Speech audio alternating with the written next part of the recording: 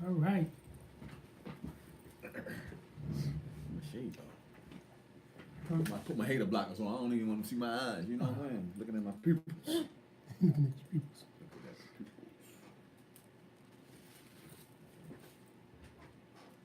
All right.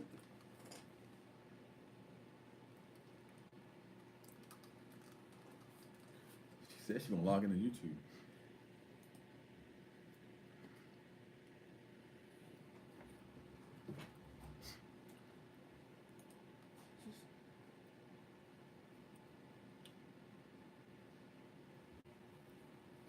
Yeah, yeah.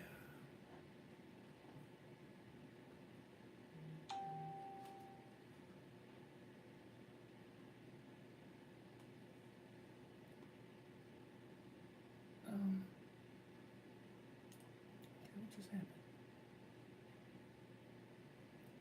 I scheduled the live. I'm trying to figure out why. Hmm? I said I scheduled the live. Like 2 people. Oh, say I'm live. Yeah, you live, but I went live, but it wasn't. You know, like it. It's not. It's not going to show. But it was scheduled because it wouldn't let me just come on. Tell them live on your phone. Yeah. Who's this dude?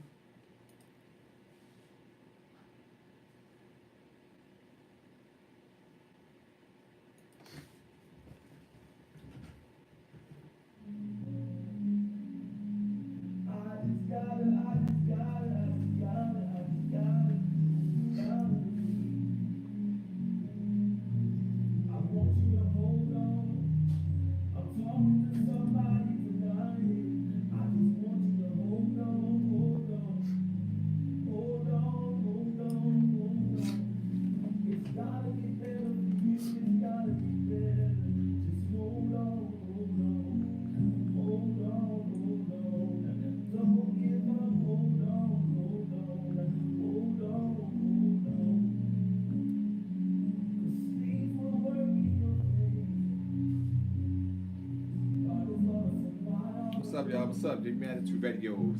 We in the building right now. Who's going up right now? See everybody tuned in. Hey, everybody.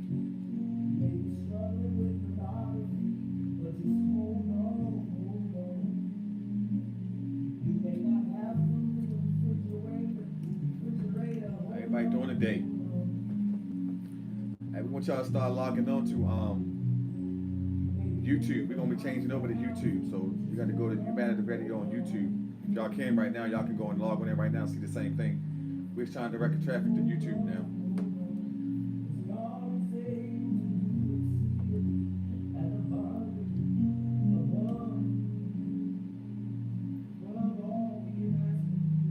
Who that singing?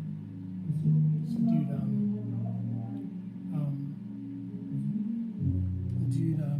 on YouTube. His name is Tay Neely. He's playing live.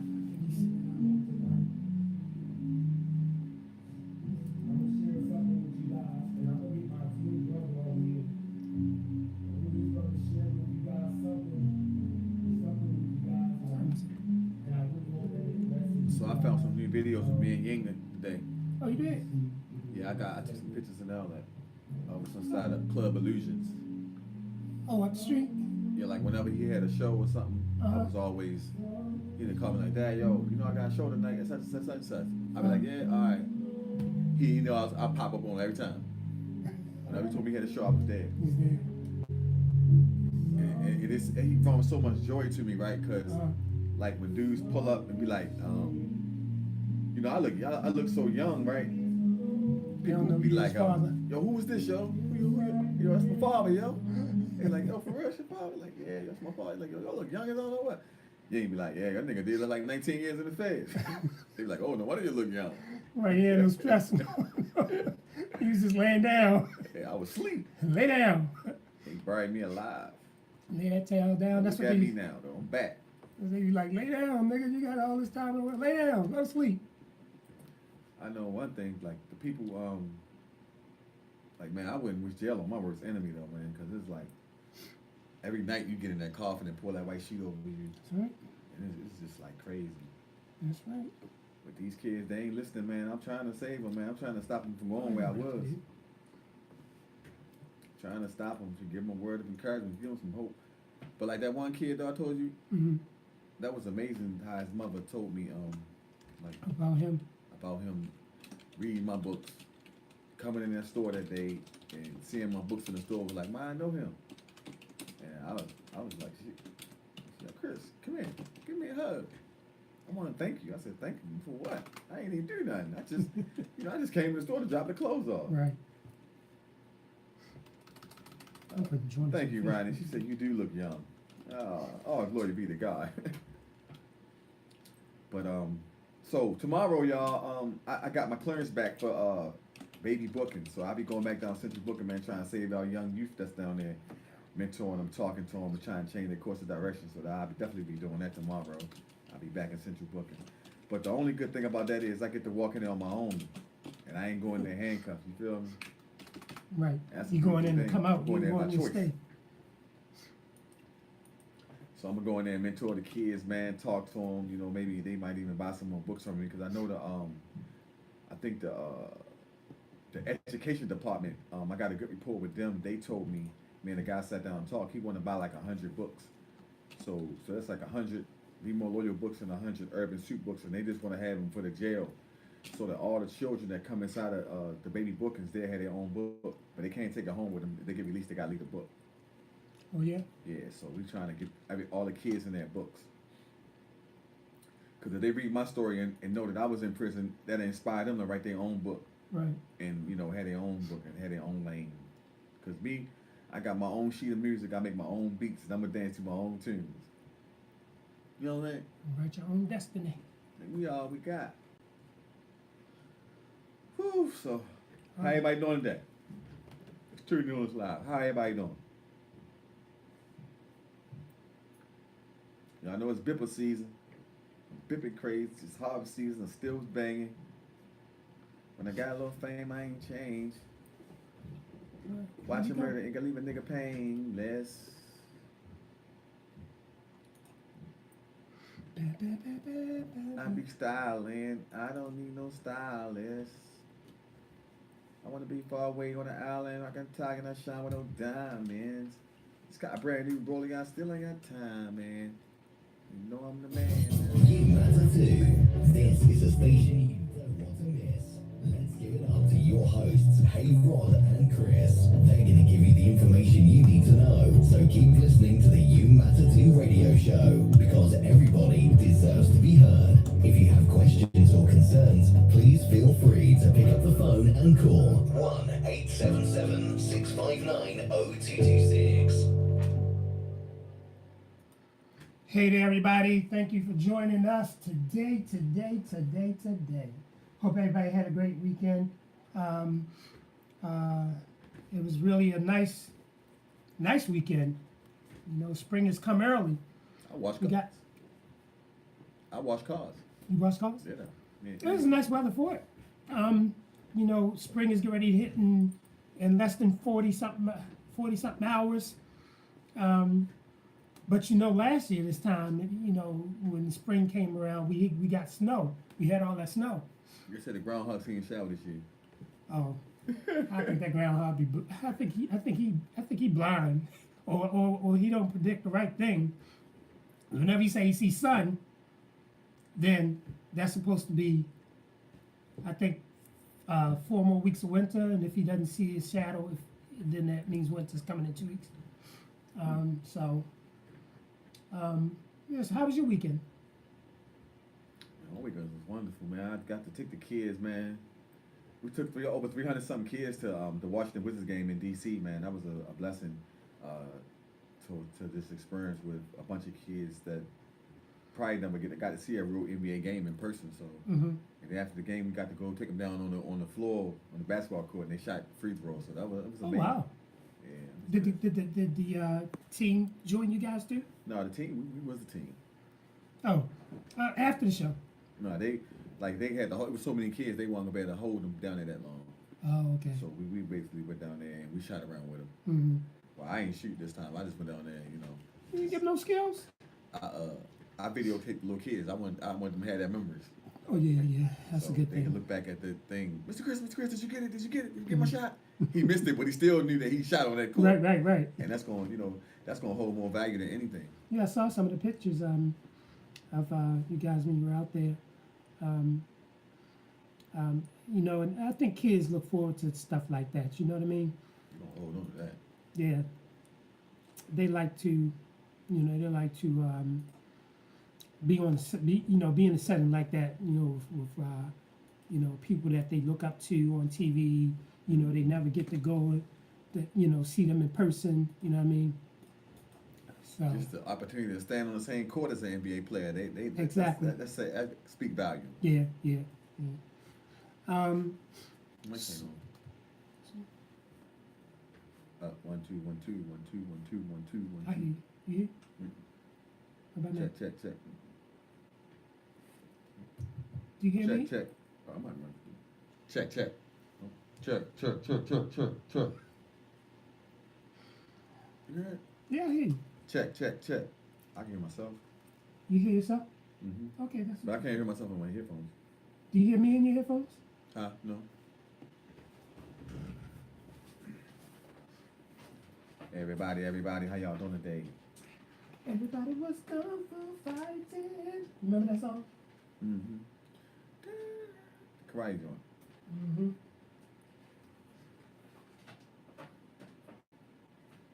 What about now? Yeah, that's it. Okay, I think you were disconnected. Check. Okay. 1 2 1 2. So the kids had a good time. What time did you guys leave from there? I think we got back by what? 9:30, 10. Mm-hmm. Yeah, we got back by 9:30, 10. And then it was so crazy. We on the bus going down there, man. This type like Spanish or Indian guy. These gonna say that. He gonna hop out his. Hey, y'all hit us. I said, we hit y'all. Man, we ain't hit y'all. Man, everybody hopped off the bus, right? That man said, oh, no, you didn't hit me. Hey, good day, y'all. He thought the man was on the bus by himself, I guess. Uh-huh. Trying to come up. And the police right there and everything. Man, we hopped out that daggone bus. And I had him on live, too. I got his tag number and everything. I saw that. I was like, dang.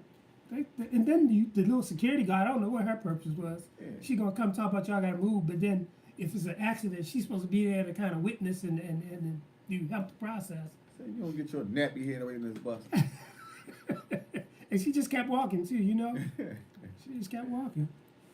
Like, man. So we have Thursday coming up for the Sky Bar Lounge. So that's another Young Ying show. We gotta make a flyer for that too. We have It a was just- flyer out. With the people names on the back. No, Yeah, but the same. We got to do it with the same performers that's coming out, the local people, so they don't want to see their name on it. no, we already did that. I mean, we already. The same flyer that we used for Charm. Yeah, but it's not. We. That's an off the air show. Huh? That's an off the air conversation. I was going to say something, but I'll wait. So I mean, on that day we had other artists that come through. You know, with open mic, we got the flyer out now for the contest. You know, like having the artists come there and they do what they do. We pick the winners. You know what I mean? And at the end of the whole process, you know, we'll bring them down to Charm to do a big show. But that platform is for basically people that want to perform. Everybody, right? Yeah. So, but we do have. But I was saying to put out a regular flyer for our regular local artists to come out that will be coming with the Ying program. You know what I'm saying? For the Ying show, because they want to come back out, but you know, a person just want to be accommodated and see their name on the flyer. You know what I'm saying? So they can tell the people, look, man, I'm performing. Look at the flyer, my name on there, bop, like that. So we can basically run both of them. Because one of them we just got the Ying show, one of them open mic night, and you know everybody's still going to participate. But for the ones that we know that's coming to rock for what we got going on, Well, we got to and make not sure. just takes no money. But also we have to make sure that they all coming, right? So if they give us a call, or they let us know through email that they're going to be there, then we can put the name on the flyer. Because other than that, we have people on the flyer, people maybe expect them, they come, they not there, then what? Well, they local, so the people they don't know who they expecting anyway. If I say Lil Day Day, they're like, who's Lil Day Day? Until they get up there on the mic. It ain't like a Jay-Z come in and they, you know what I'm saying, or Kiki Wyatt come in, they know, okay, Kiki coming, I know who that is. Mm-hmm. So we basically are trying to build a brand and build a name for the local people. For the local people, right. I have, I mean, last week we had a good time. Yeah, we had a We had a wonderful good time last week. They had so much fun last week, man. They talking about, I said, you want to go back on that? I'm tired. They said they'll probably be right back there. Yeah, We got a lot of people that said that they were coming out on Thursday. We had- Second one? Hmm? Second one? This one. This Oh, Thursday. this is coming? Yeah, this Thursday. We got ready to do some drink specials too. We're gonna have some drink specials this Thursday. I'm not sure. I haven't spoken with him yet to figure out what he decided, but we have some drink specials come out. You know, maybe might do a 2-for-1 or something like that. 2-for-1, that would be twisted. Two for one orange juices. Apple juice, Apple juice. mango. Mango punch. Yeah. I mean, you know, 2-for-1 is really something we might be looking at doing. We also probably gonna have food there this week too for sale. Plates. Yeah, plates for sale. I gotta figure out what the menu is gonna be for that as well. You know, this Facebook, man. This is getting on my nerves. So what else you have going on? You're going down to the jails, right? Yeah, I'm be going to Central Booking tomorrow. It's 2 days a week I can go, but I picked tomorrow because I just wanted to, like, them to start their week off seeing me. Mm-hmm. You know, they miss me. I mean, I've been getting word that they've been asking about me a lot. Mm-hmm. And they even got in an uproar down there. Really? We ain't liking it. You gotta get caught down here. So, you know, I'm just trying to, like, you know, I want to give them that hope. They need the words of encouragement when you locked up, man. Mm-hmm. You know, them kids, they already confined. They still got their mothers. That's why I've been trying to teach them. You still got your mother, bro. Mm-hmm. You're really not in prison. Mm-hmm. You're in a holding facility. Right. So you got another chance to get it right because you're not in the federal prison. You're not in no penitentiary, nothing like that. You in like a little kids camp. So Right. really, man, you need to get back out there for your mom. So, you know, I mean, y'all in here and your mother out there by herself. Your little Yeah. sisters and everybody. You ain't got no protector because y'all in here Yeah. doing crazy stuff, man. You ain't got no friends. So stop talking about you got friends. You don't have no friends. Mm-hmm. Because I say, raise your hand. How many of y'all got letters today? No hands go up. I said, so you think a friend gonna leave you in here with no mail, no card, no nothing, like no visits? Right. Any of y'all going to visit? No.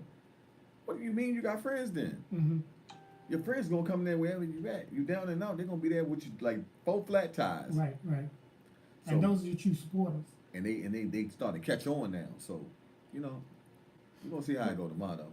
What so what do you go? You basically go to the little kids. I mean the Yeah, juvenile. I go in juvenile facility. Okay. You know what I'm saying? Okay. Go in there with them because they the future. You know. Yeah, they are. So we saying for the youth, man. Why you ain't down there trying to see them youth? Like going there talking to them, trying to give them some words of encouragement, so when they come back out, they ain't got to go back in the same environment that got them in there. Mm-hmm. What is the most time that they get down there? Can they like? Not because some of them get waved on. Mm-hmm. So sometimes they make them adults, wave up on them and send them over the big jail. Mm-hmm. So that's what I'm saying. Like we got to start creating some programs, or the city got to start creating some programs for these kids to go into because Once they come out. just once they go in and then you waving on them and they still juveniles. How did you send a little boy into a man's prison where all he can do is he gonna have to get a knife when he go in there? So basically, you taking all of his schooling away and everything. Ain't no more training. You in gladiator school now.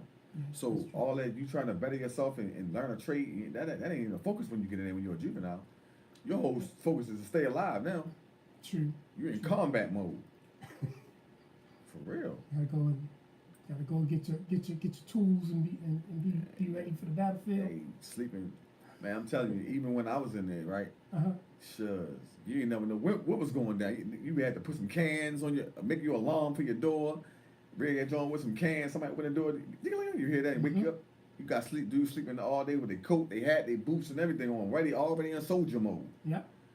Like jail is real. I ain't gonna hold you on that. And people take it for granted, but I do agree with you. I think that they need to have some programs lined up for when somebody goes in, and then something sort of kind of like a follow up afterwards, like when they come home. So they was doing this in school. I mean, and behind there. So when they get out, they can come out and be in the same type of situation, So if you was learning wood craftsman or whatever they do in there, then they should be able to come home and do the same thing. Just like when I was in boot camp, it would have been nice if the people that graduated from the boot camp thing could come out and, into the service, because some of them want to do that, you know what I mean? So, yeah, I think that's a good thing. I wouldn't mind going in there doing that. And in the institutions and trying to, steer these kids back into the right direction. And ain't no scared. They come with some scared straight program. Ain't no scared straight. Ain't no. Is that supposed to be? Is it supposed to be scared straight? They still like that? It's really like a boys and girls club. We basically like shout out to Carlos Muhammad and Mr. Sterling and Mr. Teddy, man, because they put their lives on the line every day, man, for these kids. That's their job. Like they go in there, they breaking up fights, they putting themselves in harm's way, trying to stop a fight. Oh wow. You know what I'm saying? But when they doing good though, they get rewarded. They play the PlayStations and the games and the Xboxes, and they got all that stuff in there for them. Oh really? They got. I think they even got a rap studio in there. Is this just for like? Is it just for like? For the whole juvenile facility. So I mean, is it outdoor rec time or is it like? Yes, they rec time. Oh, rec time. So even like, but you got to be doing good though. So like I say, I ain't rewarding no bad behavior. So if you're doing good, you can go in there. They can make music and all that in there. I was telling my wife that a while back. I was like, you know what? They can do so much in there. That pretty much you can just go in there and live like you live out here. I mean, for the most part, it is that way. But now that you can get on the internet in there, because I remember you couldn't get on the internet. Not at big bookings. In the federal prison, you got internet, you got the computer, you got the core links, and you can text and you can email and all that. And that costs 5 cents a minute. I don't know how much it is now, but I know when I was in there, it cost 5 cents a minute for you to type and use the core link system. Wow. Phone calls was like $3.50, 15 minutes. But I mean, even in prison, you got to pay to be in prison. Yeah. So ain't nothing free. It lock you up and you still got to pay to be in there. So giving you a spending limit of $270 and $350 on the Christmas and holidays and stuff like that. Oh, for the packaging? Yeah. They go to commissary. Now they don't even let packages come in anymore too much. You got things like the book, right? They got a book. But they have a book. No, in federal prison, you got commissary. You go in there, you buy your sweatsuits, your tennis shoes, everything, your Timberland boots, whatever you're gonna get, your Nikes, all that's right there in the commissary, in the store. Yeah. You ain't get no package in there. Yeah, I think the state changed that. I think it was state. I think you can get packages in the state though. A special packages, not you can't get a package when you first go. I think you can get one initial package when you first get there, but then after that you have to order from the catalog. East Bay or something. Take money to do that. You still got to pay the bill. You still got to pay. Yeah, right. So that's what I was trying to tell him. Like I had one little kid, man. I was telling him like, yo, they keep saying what they got. How now? Yo, I got this. I got this. I got this. I got these. I got these. So I went past him and went in the store. So on the way back out, he's like, yo, I got this. I got this. He's saying it again to me. So I said, bro, come here for a minute, bro. He goes, what up? You think he had a sale? I said, nah, come here, y'all. I said, for real, bro. Check it out, bro. I just had 30 years since, man. I just 19 years in the Fed. You think I'm trying to buy some of that what you got? Right. He's like, oh, my bad, man, I'm sorry. I said, no, it ain't about you being sorry. I'm just saying, bro, this is not an open air drug market. Like, you don't gotta holler that out like that. And where the respect at? Like, all these old people walking up and down the street back and forth, old ladies and everything, you hollering out what you got. Police walking, standing right there, and you still hollering out what you got. Right. I mean, I know that the police got to earn their respect back now. You know what I'm saying? Yeah, So because of it's going. I mean, I think it's changing up now that we got the new commissioner because I like him. You know, You think? I think because like even with the police that's been doing corrupt stuff, and you know how usually they've been like they'll do something, plant something on somebody, be reprimanded for it, but at the same time they still got their badge and their gun and they still working with pay, but they're in investigation. When he came here, he basically said, look, if you under investigation, under my watch, I want your badge and your gun, and you going on leave without pay. That's how it's supposed to be. You know what I'm saying? He holding the police officers accountable now. So, Well, I think I mean, right now we are almost up to 60 murders. You know, it was 56 day for yesterday, and I think 2 people got killed. 1 got killed. It's 2 today and 1 yesterday, so it might be up to 58. I'm not sure. but see, like the murder thing. I mean, I think the solution that I got is going to be able to change the murder rate, because for one, you got people beefing, and then you got the police, you got the feds, you got people that can't really touch the people who's doing the murders. You see what I'm saying? They can't go in the trenches every day. When they do go in there, everybody's scatting or getting away. Right. So it's going to take people like me and you who did time and other soldiers who got rapport in the streets to go out there and get the murderers. Yeah. Not get them as in apprehending them, Right, but right. to find a solution to how we can resolve this issue about Right. everybody getting killed. Yeah. So if I know Lil Johnny and Lil Johnny respect me, but Lil Johnny a killer though. So that's the reason why nobody can't go down and talk to Lil Johnny, because they know Lil Johnny gonna bang that gun on. Right. So, but being as though I got a rapport with Lil Johnny, I can sit down with Lil Johnny and find out, Lil Johnny, who you beefing with, Lil Johnny? And Lil Johnny gonna say, oh, well, I'm beefing with Sam over here, right? So I might know Sam, but Sam live in. I'm just gonna use White Lock. Sam lived down White Lock. I'm just giving you an example. Right. Oh man, I ended it live. Yeah, 73 people looking so far too. They probably say, where the heck did they go? Golly. Let me start it back up though. But look, so let me see. They're hot back on it. They was really interested. They're hot back on. All right, so back to what I was saying. Like, so let's say we got 2 different people beefing. Lord Johnny want to kill him, and he want to kill him. So now, if I got a block, the people going, they know you selling drugs, Right. but it ain't no violence with it though. Okay.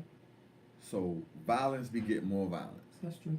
So, in order to stop the murders and get the murder rate down, I gotta sit these 2 down, so that we can come to an Come to a resolution, understanding of, yo, we can't have no murders going on around here, man. Right. If it's to the point where as though, you know, y'all gotta kill each other, let's talk about it and find out why you want to kill him.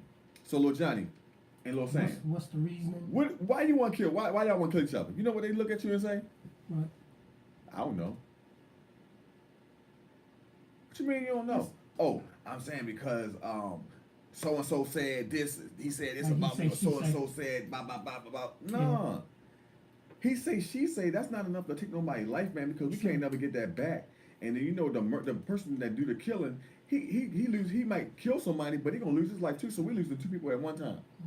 And then it's a chain effect. reaction, because now this family feeling some type of way about this murderer, and then this family feeling some type of way. So now we got to go back and forth, back and forth. We got to break that curse, man. Yeah. And the only way we're gonna break the curse is we gotta sit them down. And then whoever got that block where they getting money at, they got to be held accountable for that person in that area. That's the main person in that area getting money. Right, because if a murder happened, you taking money away from them, your block now. Yeah. Because you can't, they ain't letting you hustle and kill at the same time. Yeah. You're not doing that. And then they keep acting like selling drugs is a 9-to-5 job. I'm not knocking it because I used to do it. And at one time I thought it was a 9-to-5 job too. I ain't like, You thought you go the money be so good and coming so fast, like you know. But the only equal death was prison. It's true. So I was just so glad that God gave me that time out and set me down, and I was able to come up and talk like I talk now. Like I ain't saying don't hustle. Right. I'm saying change your product. Right. So that's why I had to go in there and write them books and come up with some new dimes. You know, I still make $10 every time I make a sale.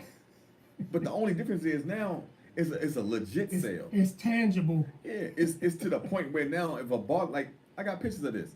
If the Baltimore City police officers run up on me, they giving me permission to stand in the drug-free zone corner now. You know why? Because he want that book, and he telling me stand right here while he run to the bank ATM machine and get that money and come back and get that book and take that picture with me hugging me. Yeah.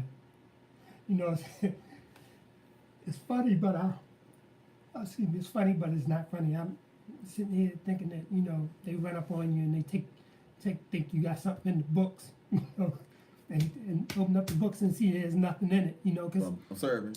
yeah. So I used to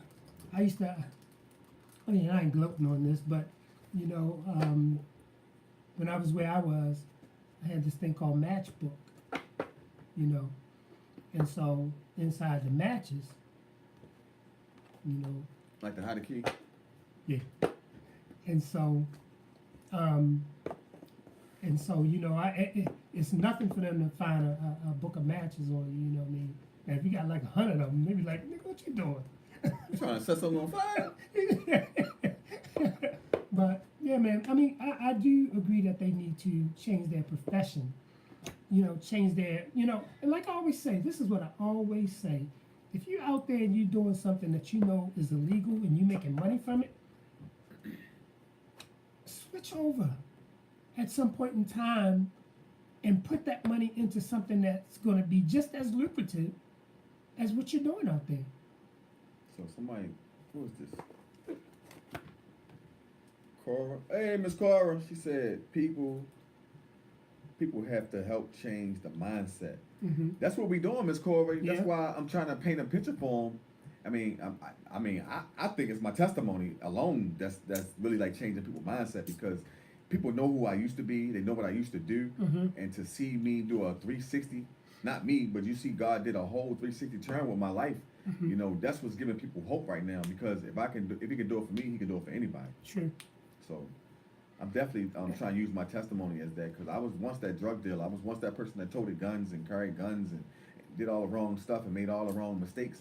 So I'm never saying that I'm perfect or I'm not better than nobody. But at the end of the day, sometimes, somewhere deep down in your soul, you just got to get sick and tired of being sick and tired of doing the same dumb stuff. Yeah. Like, come on, man. When I wake up in the morning, I'm peaceful. I go to sleep peaceful. Like, I ain't looking in my rearview mirror no more. Like, I mean, you know, God got me. Right. So I'm not depending on myself or I'm at my own strength no more. When you selling drugs and you carrying guns, you feel like you're so powerful, like you untouchable. And that's not the case. Yeah. So, you know, I had to learn how to put down my cross and pick up Jesus' cross, and that's why I'm doing the things that I'm doing right now. So everybody saying thumbs up and hearts up and I love what you're doing for the city, but it ain't me. Let's just get that understood. It's not me. It's God using me to do what he need to be done. And people got to be obedient when somebody's speaking the truth to them and stop putting up resistance. And when you're wrong, a man can admit when he's wrong. And back then I was wrong. Totally 1,000% wrong. Thinking I was doing what I was doing. And yeah, I was feeding my family, but at the same time I was killing another family. Right, right. So as long as you can come to grips with reality and nothing but truth, then you're going to be set free. So once I realized that, look, I was poisoning the city, and I accepted my responsibility for the wrong that I did, repent for it, and ask for forgiveness, and then God was able to use me. Right. Hey, Kenzie, I see you. Hey, Kevin, see you. Thanks for joining us. So we're just having general conversation today about, you know, life, and Carter Chris has gotten an invitation to go back into the Department of Corrections to, hey, Anthony, to mentor to the young guys at Baby Bookings. And so, you know, I guess we just started talking about how people, you know, need that mentorship. And let me hear somebody have something to say. And then I be getting so many calls. Like, I had one lady call me from through Instagram. Oh yeah. So she called me through Instagram. She called me through Instagram. Yeah, she called me through Instagram, but I didn't know who it was, so I didn't get the call. Mm-hmm. But she also left a number saying, Carter Chris White, I really need your help. Is a dire emergency. Like, call me back. My son go to court at, I think she said like 1:10. It's almost like, it's like 12:50. So when I finally seen the text, I called the lady number. I'm like, hello, who is this? She's like, I'm such and such and such. My son go to court down at Gay Street. Like I said, the Baby Bookers, you know, it's a courthouse in there too. Right. So she like, I just need your presence. Like, I need you to come in there and just let the people know that, you know, I know my son did wrong, but at the end of the day, that I found him a mentor, and then my son can come home with me. If you can come down there and just show up for me. So I said, well, where y'all at? She said, we gonna be down, on Gay Street. I said, okay, I'm gonna come. So I got up, got ready, boom, shot down there real quick. And when I went into the place, and I always speak for the kids, and I tell them, like, I had to tell that judge and that prosecutor, look, we don't have bad kids. They got learned bad behavior. That's it. Yeah. So if you can remove the kid out of the environment, right, and not in prison, because they still need to be around their parents. Right. Don't take them out of the household. So you got to just make sure that they around people that love them and stuff like that. When I painted a picture to them, and I told them about the Obama letter, and told them how I used to be, and told them my turnaround and what I got going on, the judge ain't had no other choice but to say, okay, well, I'm gonna let the kid go home. Right. So I done got like 3 or 4 kids home out of court. Wow. I ain't no lawyer. Yeah.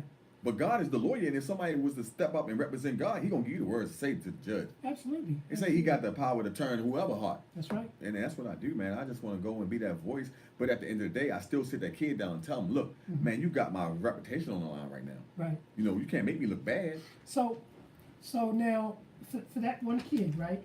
Right. So he gets released, right? So what's the follow-up method to that? So me? I mean, well, the follow-up you is know why, you know why I say house. that? You know why I say that? Because the lady felt compelled to call you to have you come down there, right? Right. And so you go down there, and you speak for him, or you just make your presence known, and then after they leave, it's almost like you do a favor for someone and then you never get to, how can I say without being facetious? So you help this person out, and now that they got what they wanted done, it seemed like it's out of sight, out of mind. So, but I do know your character, right? I do know your character in the fact that, the follow-up with you is the phone calls and the visits, right? And so, and we're just talking for FYI for everybody else that's out there that's helping other people. There has to be some follow-up. Hey Trisha, hey Ramona, thanks for joining us. Thank you. And so there has to be some kind of follow-up. So if you go out and you help someone, especially someone that's coming from a bad situation and they want to get from a bad situation, and you want to help them to turn their life around, so to speak, I think that there needs to be something sort of like your program that you have. Okay, I got this guy out, so I need you to come up to the program, right, and give me some time.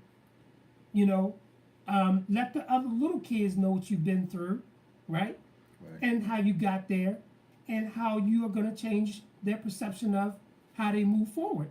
So, and we just talked about that, having some kind of program set up for after they get out of there.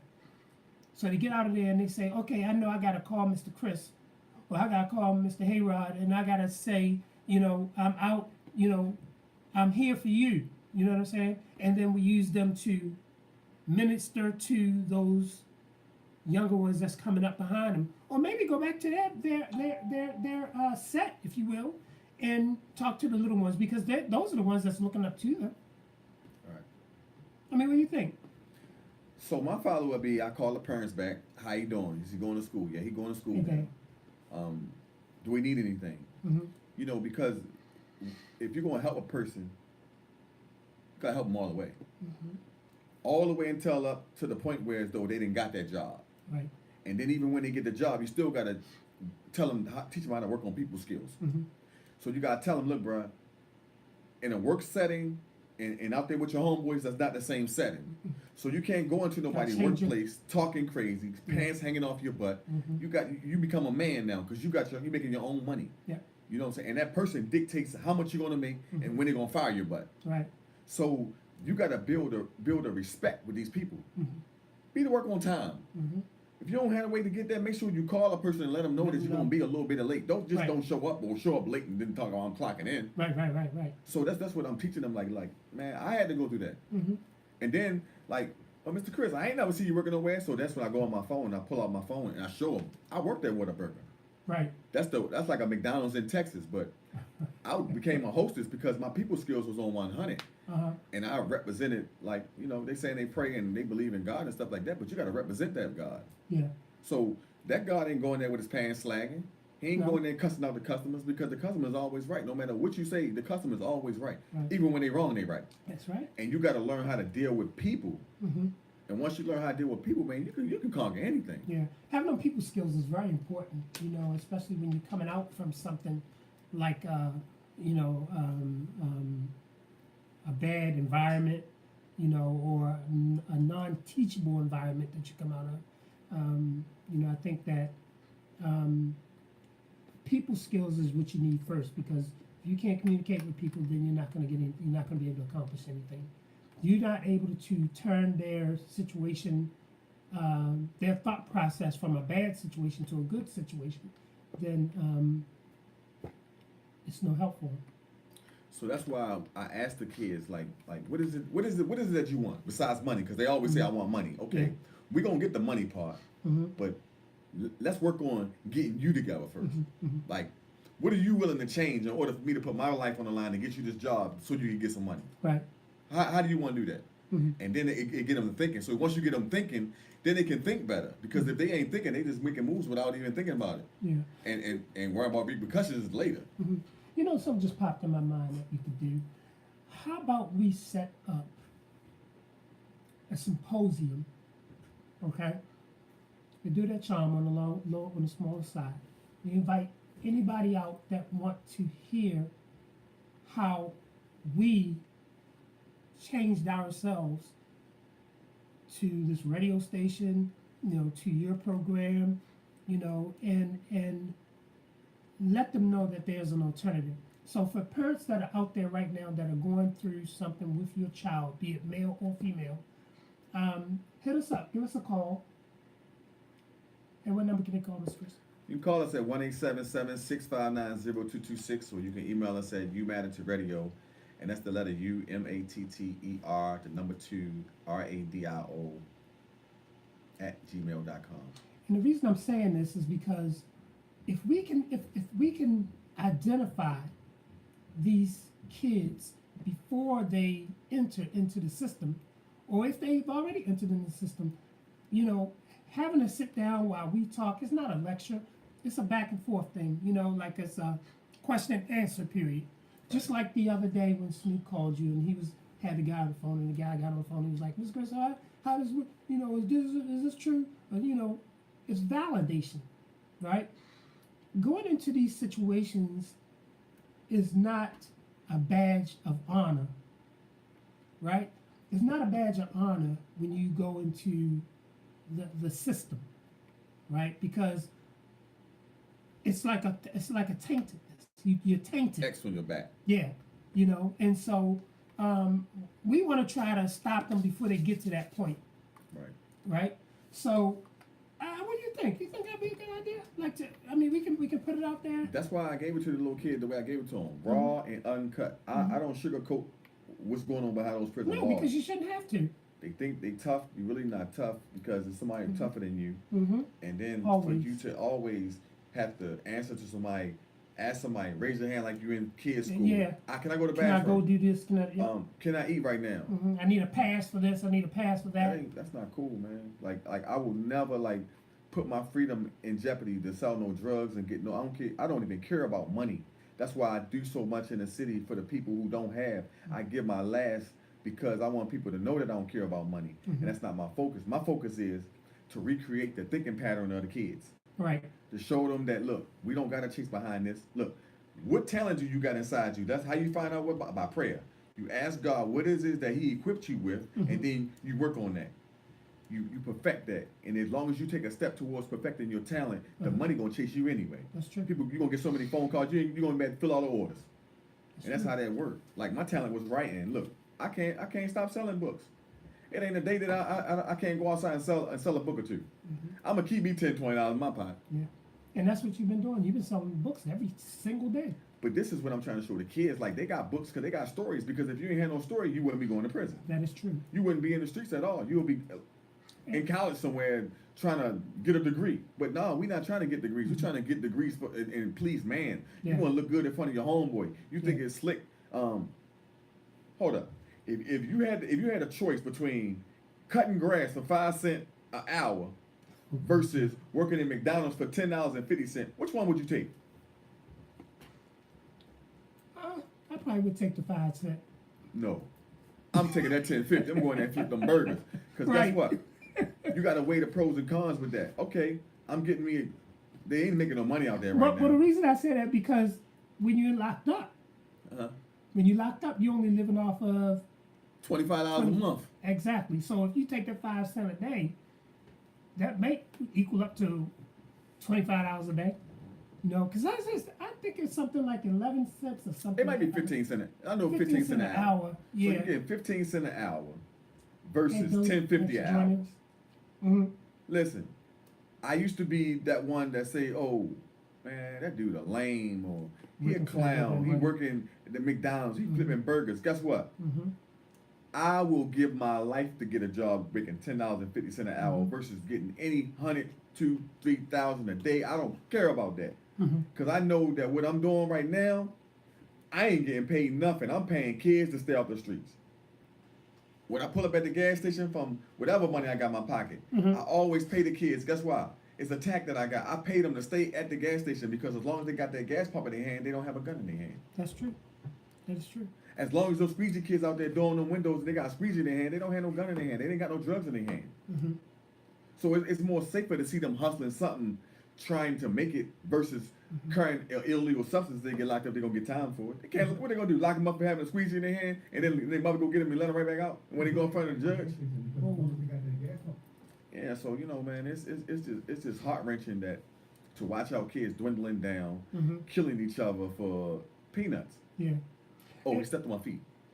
Man, I'm brand new J's. Okay, nigga, I will buy you some more J's. If I gotta buy you some more Jordans for you not to kill Lil John, look, let me buy you some more Jordans. It ain't worth it, man. Like, we losing too many lives. When the real war come, we ain't wearing no soldiers to fight the joint. The thought process in the youth today is not a educational process, and it's not even a non-educational process, because what they do is they just wake up feeling like, you know, oh, I remember such and such did this, so I'm gonna go out and hurt them, you know. And I don't think, you know what? Do you think things are planned out? Like Premeditated? Yeah. So like, okay, say for instance you and I was beefing, right? And you know that it wasn't getting better, it was just getting worse. So one or two things had to happen. Either you just leave it alone, or leave, or take care of that situation. You know, when you wake up in the morning and you know that that's going to be a part of your day, right? Then you condition your mind that way. So, for instance, my first wife, we were in Essex, and every time we would get up to go to work in the morning, it would be this guy just standing there, right? And I never said anything to him. He never said anything to me until this one day we were going out. And he just kept looking. You know how men just look at your women or looking at your girl or whatever. And back then I had so many complexes. I was like, you know, what's the deal? You know, but every night from that point, he said something to me and I said something back. Then I was contemplating like what's going to be the next step. So even coming out of the house, at any given time, I could see him, right? And so I did premeditate and said, you know, the next time that I come out the house and he's there, it's going down. And that's exactly what happened. And so, is that premeditation? And that's what I'm trying to say. Is that premeditation, or is that just, you know what I'm saying? In my opinion, with that, right, it's so much testosterone going around with these Testosterone, men that they think that, oh, I gotta get him in order to make him know I'm a man. Right. But the whole reality of being a man is being able to think. I gotta think first and then react, because if I react first and then think, it's gonna be ugly for either one of us. Exactly. So now we got two lives right here we playing with. So me being a king, I'm gonna outthink you. I'm gonna think like 50 moves ahead of you. So what I'm gonna do is you got to kill a person with kindness. Yeah. It takes a real man to say, brother, I'm sorry if I offended you any kind of way. I apologize to you, bro, because of that kindness gonna kill him. It's too much pride. That pride and that testosterone, man, is all. I think it's too much for one person just to have, you know. And then you want your street credibility. You know what I'm saying? You want to look good on the street, especially if you want to hang out in the street. You know. And then see, and it's the peer pressure thing, like. How you worrying about how everybody else gonna view you if you be a man and go and apologize about something that you weren't even wrong from in the first place. That's true. But they don't know that kindness and with the power of God, when you going to do that, it's love. So a person you showing love to don't have no other choice but to bow down to you, because love conquers all. I say. Yeah, that's true. So when like I told you, like them guys, it was a time when I want to wake up in my bunk and say, man, I'm tired of these dudes cracking on me about my books. You know what I'm saying? And if I had it my way, I would have just went and just stole that dude. Right. But I also had to think about the flip side of that. Right. Now I got my motions in for court. I got so much to lose. I got my mother and my kids out here I'm trying to get back to. Now what if I go over here and hit this dude the wrong way and he fall the wrong way and hit his head and die, and now I got a murder case? Yep. And they don't think like that. So that's what I'm trying to say. I'm trying to teach them how to think ahead, because anything can happen. Right. You could just, like, y'all was getting ready to fight and he just slipped, but you gonna get the case because it was about you. Right. So just think first. Yeah. Like, think about getting out. Think out better yourself. I don't care what nobody think about me. If I flip these burgers, you ain't paying no bill for me. At least I got me some money in my pocket. You ain't got nothing. Money coming, right? Exactly. Money coming in. Yeah. $10.50 or not. Yeah, you might be. And look, all them people I call lames and clowns. Guess what? When I got that 30-year sentence, guess what? Them same lames that was flipping them burgers was the one got my girl. So they got her anyway. That's true. The lame and the clowns win anyway. That is true. So that's why I'm saying, man, you got to start thinking, man. It takes a better man to go and get a job. You know what I'm saying? Yeah. And then I'm seeing you. I'm out here every day. I'm like, damn, I'm out here in the trip. Yo, I got this. Yo, I got this. I get tired of hearing that, but that's his prerogative. I'm gonna mind my business. Yeah. But then when I come riding through with my little hoopty or whatever I got, cause in the daytime he cracking on me. Oh man, you got the old hoopty. Yeah. But then I ride past him in my hoopty, I'm warm, and then he out there flagging something down. He trying to get a hat. Get a hat, yeah. So you been out there all day long hustling and you don't got a car? Right. So it's defeating the whole purpose of hustling. So especially when you're not getting no money, at least I know every day I'm getting them 8 hours a day. Yeah. Times that $10.50, and if I get a little overtime, I know I'm clearing like $100 and something dollars. Even back in the day when it was $3.35 for an hour, it was that was money. It was a little bit of money coming in, but you got that money. You didn't have to be outside on the street corner doing whatever. So. It was Pretty Eye Gray. He said, Tonlell Kane Mudrow, please put him in your show. His message is the truth. Have a call up. Tell a caller to send in. Hey, call in. You can call us at 1-877-659-0226. Call in. The young men really need to learn how to digest your message. Yeah, well, not really digest it, but we just talking on radio right now. But when I know how to, it depends on my audience. Right. So I know how to go up and down, or go all the way down, or come all the way low. So it depends on who I'm talking to. My message is always explained. I don't never say nothing without explaining it in its entirety. So if I gotta talk to children when I go to Central Booking or Wax City Center for the ladies, I know how to come down to their level and make them understand what I'm saying in plain layman's terms. Yeah. It's just speaking to them on their own educational or their own educational level or their own understanding level. You know, because you can't use big words to somebody that don't know what they mean. You know, so you got to be able to, and that comes with personality too. You know, having that personality, be able to reciprocate to people. You know, when they're speaking with you or asking you questions. You know. So for you guys that are just tuning in, this is Hey Rod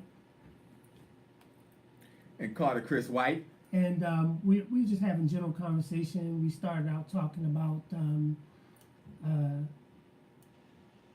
you know, what we did for the week, and Carter was saying how somebody called him and told him about their child coming down to the to Baby Bookings to stand in for him so that he can be released and go back into the community. And then we got off to talking about how we would, you know, like to, after they come out, have them participate in some type of program so that, you know, the credibility that he put out for him, that he would learn something and be monitored so that he wouldn't make that same mistake again. So we started talking about the different perceptions of people and how they get caught up, or do they premeditate things, or, you know, or do they just go out and just do it? So we were thinking we're going to do a workshop. I think that's the better word, a workshop. And we're going to invite the parents out there that have problem children. I mean, not problem kids, but kids that they think could use a mentor or some guidance,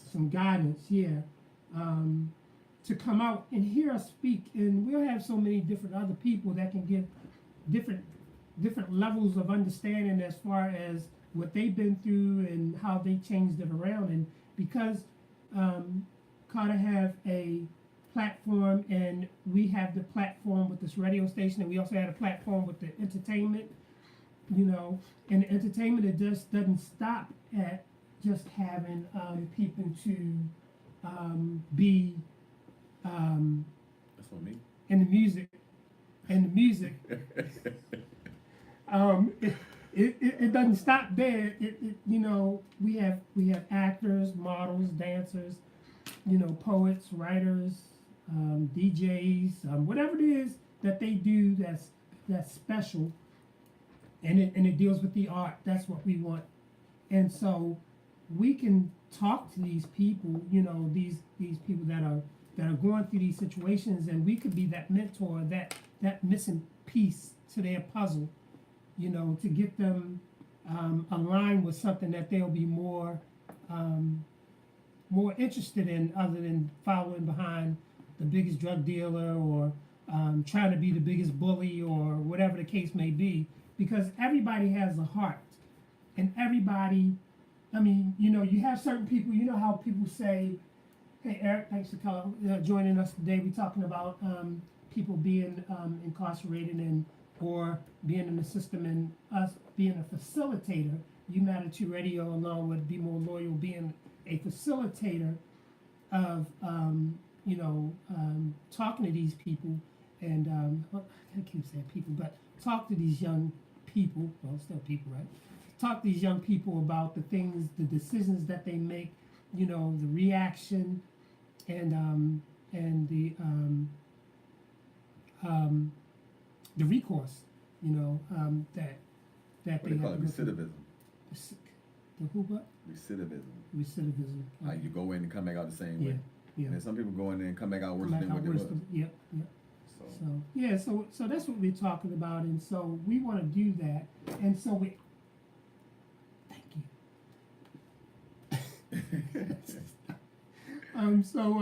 You know, we want you guys out there that's listening to us. We thank you so much for you guys coming and being a part of our program.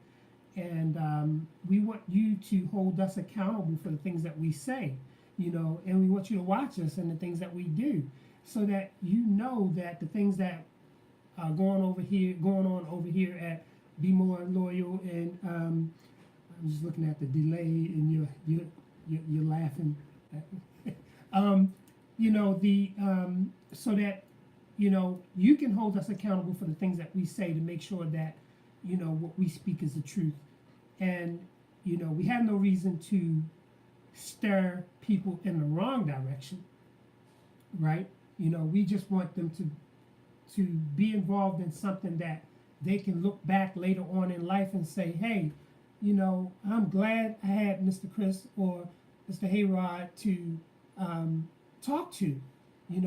Call me up anytime that you feel like you need to talk your way through, something. It's just like AAA, right? Where you have a sponsor. And I think that when they tried to start that years back, I don't think, or don't really know if everything was formatted right. You know what I'm saying? Do you remember when? You wasn't here. So, yeah, I was in my car. You sleep. You sleep. But yeah, so that's what we're trying to do. We just want a turnaround. We tired of seeing the killings, and we're tired of seeing people get used in the system. Just think about that one person that really mean, that he's going to change if he's let go and they lock him up. You know what I mean? That person didn't get a chance to have a second chance. I've had several second chances, and I'm sure Carter had more than. Did you just have one second chance? I had a few instances where my mother had to come down Central and get me as a juvenile. Okay. I'm talking about like to really have a stretch. Mm-hmm. That was my first time. Yeah. So this is your real second chance. It's my first time, and it's my last time. Right. You ain't got it. Me and my last time. We talk about that regularly. We like, no, we are not going back to that direction. But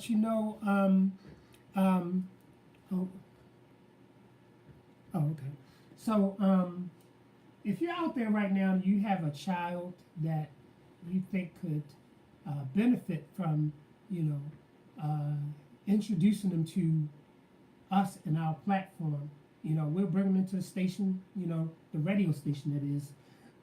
We'll bring them into the radio station, the studio, and we, give them the opportunity to talk and let people hear what their situations are. Because what happens is, in the home, if something is done in the home that a child or a young person don't approve of, they shut down. And so they shut down and they stop talking. And so you will never be able to get what you really need to get from them, because they're not going to open up.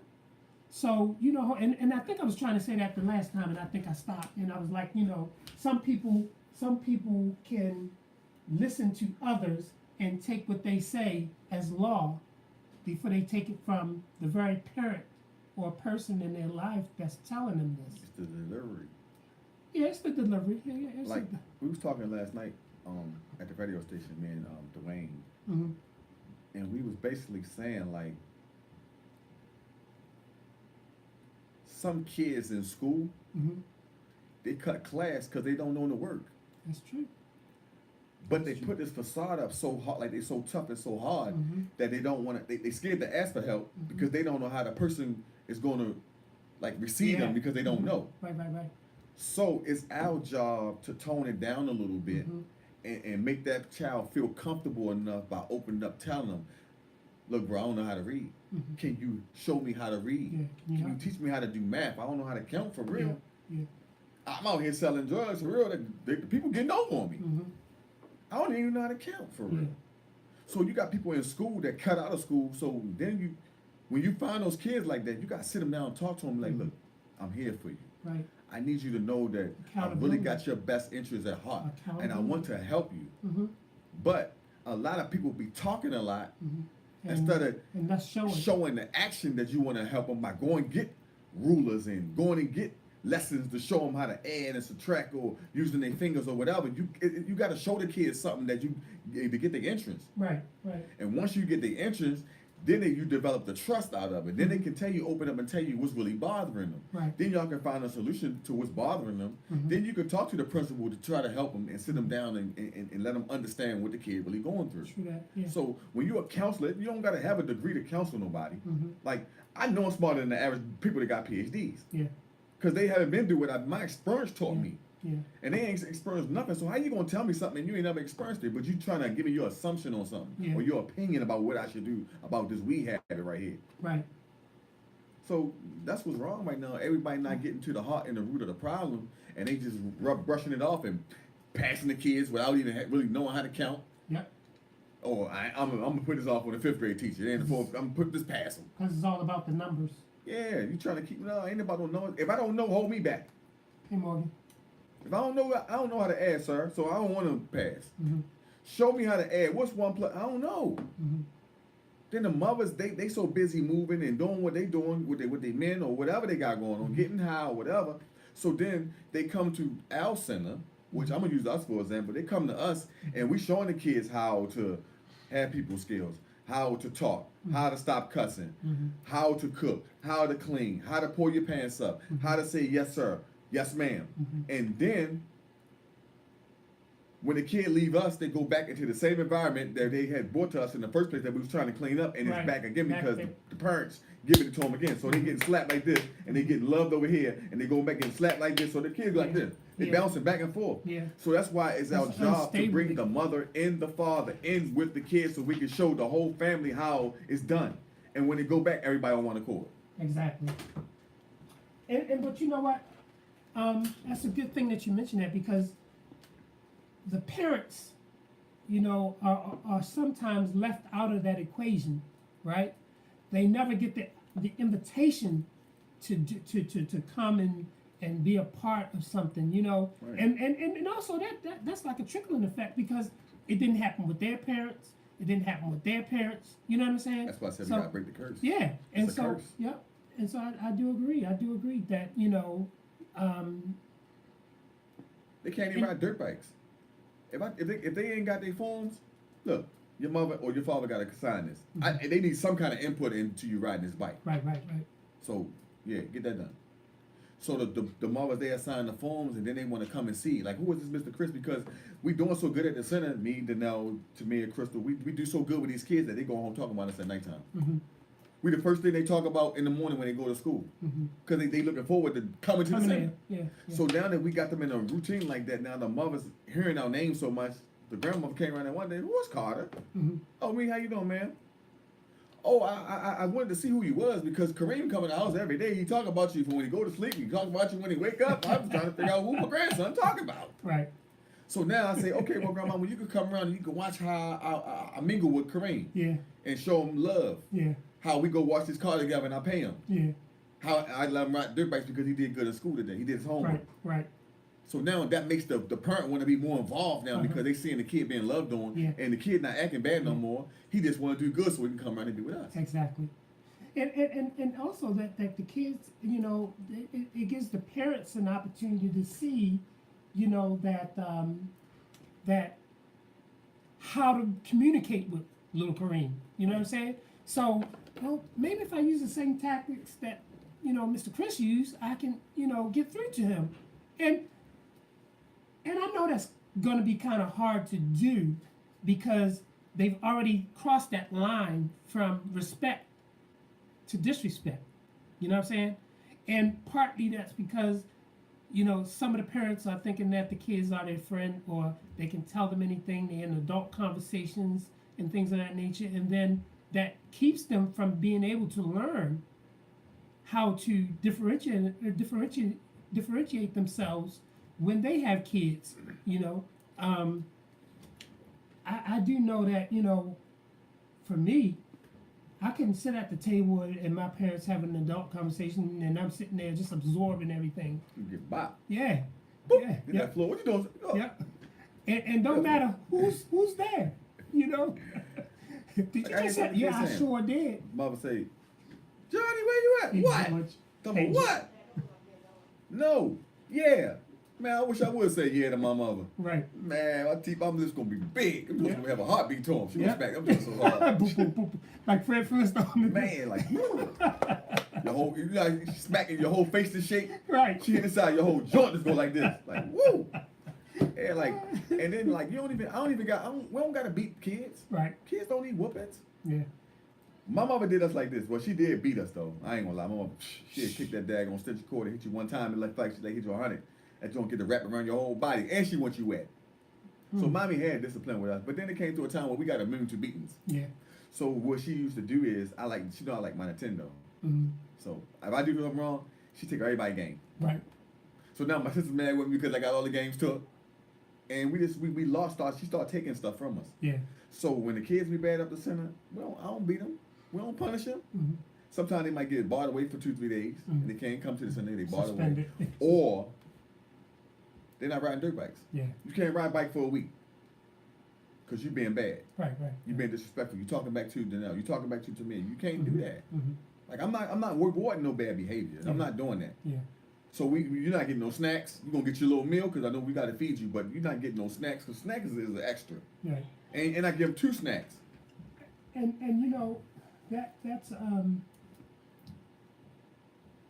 shoot, I just had a thought. It was, you know, when you know, nowadays, I know for me, when we used to take stuff from my son, you know, when he was, you know, he was really never a bad kid, you know, but like when he would not show us his report card, you know, and I knew he got it, you know, when we take things from him, he would just like, whatever, you know, he'd be in the room just sitting there looking at nothing, you know, it was okay for him, you know, and I know that there are a lot of kids that's like that today, and most of the kids probably don't even have nothing to be taken anyway. So, you know, I remember, shoot, I used to have to sit in my room.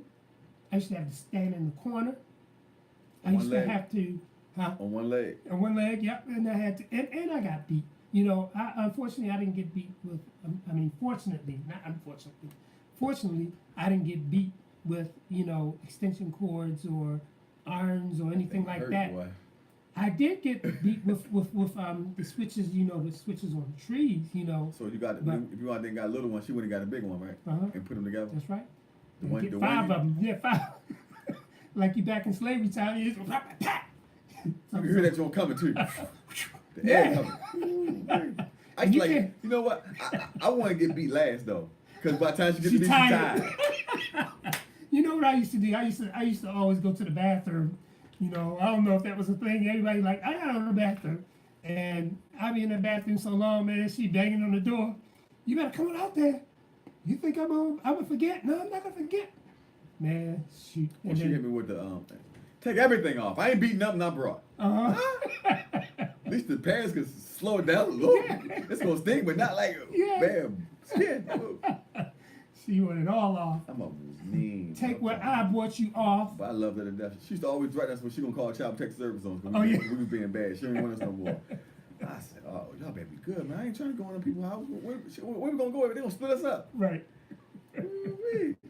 Yeah. She Those had a were, little tax though, man. I those love were my the mama, days. man. I mean, you miss that interaction, but you don't miss that beating. You know. I remember one day I knew we was gonna be late coming home. It was Halloween. I knew we were gonna be late coming home. So you know what I did? I went out as a hobo. So I put on all of these clothes, because I knew we were. She said be back in the house at 9 o'clock. I think we got in about 10, because I thought about it. I was like, shoot, we already late, so you're not gonna get, you're not gonna get beat worse because you late. You know what I mean? You're just gonna get your regular beating, right? Right. So I'm already expecting it. So I'm like, I have 3 pair of pants on and shirt, and then I had like 2 sweatshirts on, and it didn't help. It did not help. Hey Terry, hey George, Angel, it didn't help. In some way or another, that sting got through those pants, and if it didn't get your pants, it got your hands. You know what I mean? Because you're doing like this, right? You know, because you're trying to protect yourself. But then I remember she did turn the belt around on me. You know, she did like hit me with the buckle. But my mother and father, they didn't know how to beat. Man, That's mommy it's like gonna they put didn't you between her stop. legs. Like she put you in this little wrestling move Yeah. where it ain't Just- nothing but butt cheeks up there joint. I'm talking about your hands. She got your hands together like this. Some kind of way she had us like she put us between her legs and She pop, got a pop. police And officer. then you got the and ain't nothing but butt right there. And then you, Ooh-wee. That thing, you can hear that thing whop, whop. yeah. I'm talking that thing, you won't even want to sit down with that thing. What happened to the people next door that be calling the police now? You know, hearing all the noise. No, people I ain't know. they ain't even get involved. I Because guess know. what? They get you a beating too. Back then, you might get 4 joints. The neighbor gonna get you, your godmother gonna get you. Yeah, you got like got four you yet. beatings, yeah. You gonna get 3 before you get to her. I remember we was playing Hot Butter Bean, right? No, I'm sorry, we was playing 7-Eleven, right? That's the girl gang, ain't it? No, that's You catch the the girl. No, when you catch Yeah. Get the kiss So, and all yeah. that. So I remember we was on Monroe Street, and my stepmother, she was like, I think every time my father came home and gave her money, right, she just was like a chatterbox. So this particular day, we played 7-Eleven. So the girl father came down and told me, if you put your lips on my daughter one more time, and I don't know how they found out though. It's gonna be some problems. One of the ones when the kiss her Hey, told yeah. And so he said, and where you live at anyway? So I told him where I lived at.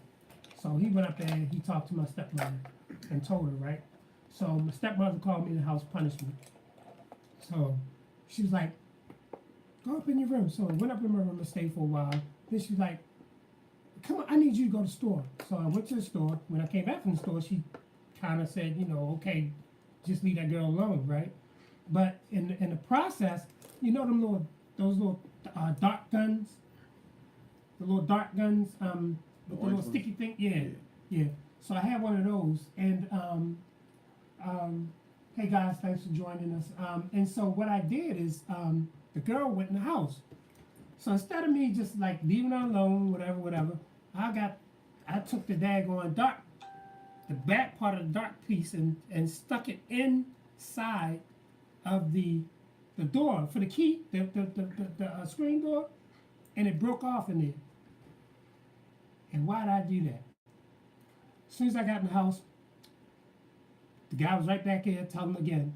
And this time, she was like, you going up in your room, you're not coming down no more, and you're not even eating. So I was like, okay. So went upstairs, she was like, I'm not going to tell your father, because if I tell your father, it's going to be on. I don't know what happened between the time she told me she wasn't going to tell my father until the time he came in there. But it wasn't 5 minutes after he came in there that he didn't come in that room, and he came in that room and he just came swinging. And it was so bad, Chris, that the dog turned on him. The dog was biting him to get off of me. But that's why I say my father and my mother don't know how to beat. They just You trying to kill. yeah. I'm like, dang, just to kill me. Just kill me. You ain't gotta worry about all these swinging and getting yourself all out of breath and stuff like that. But I don't miss those days. But yeah, but the kids today, they don't get those type of treatment. Right now, and if you hit a child, you're going to jail. I'm calling police. That's exactly what I don't they care. say. Don't hit you. Hit me. Watch me. Yep. Man. Yep. And guess what? I'm gonna take my chance with the police, cause you're gonna be disciplined. But you know what? You get out of line. You want to. I ain't chancing it because you know why? Guess what? He gonna fear me more than he fear that police. But the thing is, they do. That's why they're going to call the police. That's why they call police. Because other than that, if they think they can take you, they're going to take you. Right? I mean, I was telling, I don't know who I was talking to yesterday. I was talking about. But the parents scared of the kids. Yeah, parents are scared of the kids. Yep. And I don't know. See, that's what I'm saying. I don't know when that, when that line was crossed that gave permission to that kid to think that it's okay for them to talk that way to the parents. But you gotta realize the Bible tells us that though. It said the kids gonna stand up and turn against their parents. Yep. So I mean That's happening now. That's in Revelation. Yeah, it's definitely coming to pass. Yeah. And so, but again, you're listening to Humanity Radio. This is your man Hayrod. Miss Carter, Chris White. And we're just talking about kids and youth and getting in trouble and how we were in trouble and things that we've been through. What we're going to do, we're going to put a workshop together. And we're not talking about later, but it's going to be sooner than later. And so we want you guys that are out there that know of some kids that can use some mentoring. You know, I don't care if they're in a program right now, boys club or big brothers, big sisters. You know, I don't care what program they're in, Boy Scouts, Girl Scouts. You know, if you're having a situation with your child, Carter and I would like to invite them to a workshop where we can sit down with them and talk with them and have a one-on-one conversation to see if there's something that we could do for them. You know, if it's getting a job, you know, or you know, just people skills. You know, if they need a job or if they want to learn something, we want to be involved, and we want to help to curb this mentality of I'm the boss, or I'm going to run this street, or whatever the case may be. We want to kind of be a facilitator in that. We'll bring them into the studio. We'll take them up there to Mr. Chris's program. There are a lot of things going on there. If they're over the age of 21, then they will not be able to participate in Carter's program, but we can still talk with them and get them, you know, because most of the kids that's 21 and older, that's kind of out there, probably have kids. They probably have kids. Kids raising kids. Yep. And that's sad. I had heard a story the other day of a child who has a kid, goes to a good school, got into an argument with somebody on the cell phone, right? On the cell phone, in the class. The kid on the other end talked about the child and talked about her child. And the kid got up and went into the other room and the classroom and beat the girl up. You know, and so you got to think first, because if you have a child, you're in school, you need your education in order to be able to teach them what to do and how to react in certain situations. But if you're not there yet, how are you going to be a direct influence, a positive influence on your kid if you don't have that training? So if you're out there right now, give us a call. 1-877-659-0226. Let us know what's on your mind. We've had several comments, you know, so we want to hear what you got to say. Change. Nothing changes if nothing changes. Nothing changes. You're right. So we gotta change some things and rethink some things. And yeah. If you're concerned about your child being out there and you're wondering where they are, but you really don't care. Now I say that to say, you'll say, go out, I don't care where you go, and they're out there, but then you worry about where they are, then your child needs to be one that comes to this workshop. And so if you're also one of them parents out there that know your child is doing bad, and when I say doing bad, I'm just saying doing the wrong things, have them call us. You know, we can talk to them. I'm sure they have some type of talent or something that they like to do. And it could be sports, basketball, football, track, soccer. A lot of people into soccer now. You know, let us help them out. help us to help y'all. Yep. To help the kids. Yep. And there was a program out once before my brother was involved in. It was Each One Teach One, and Each One Reach One. You know, those type of programs. Where do we go from here? We are going to get that workshop situated, and it should be, we should have something up by maybe the end of the week. Today is Monday, right? Yeah, today's Monday. Yeah. Tomorrow, Tuesday, I'll be at the baby bookings. Yeah. What time are you going there? 4 o'clock. 4 o'clock. So at 4 o'clock, I'll be down at baby bookings. Hopefully, a lot of the faces that I'm used to seeing it all there and no more. Yeah, right.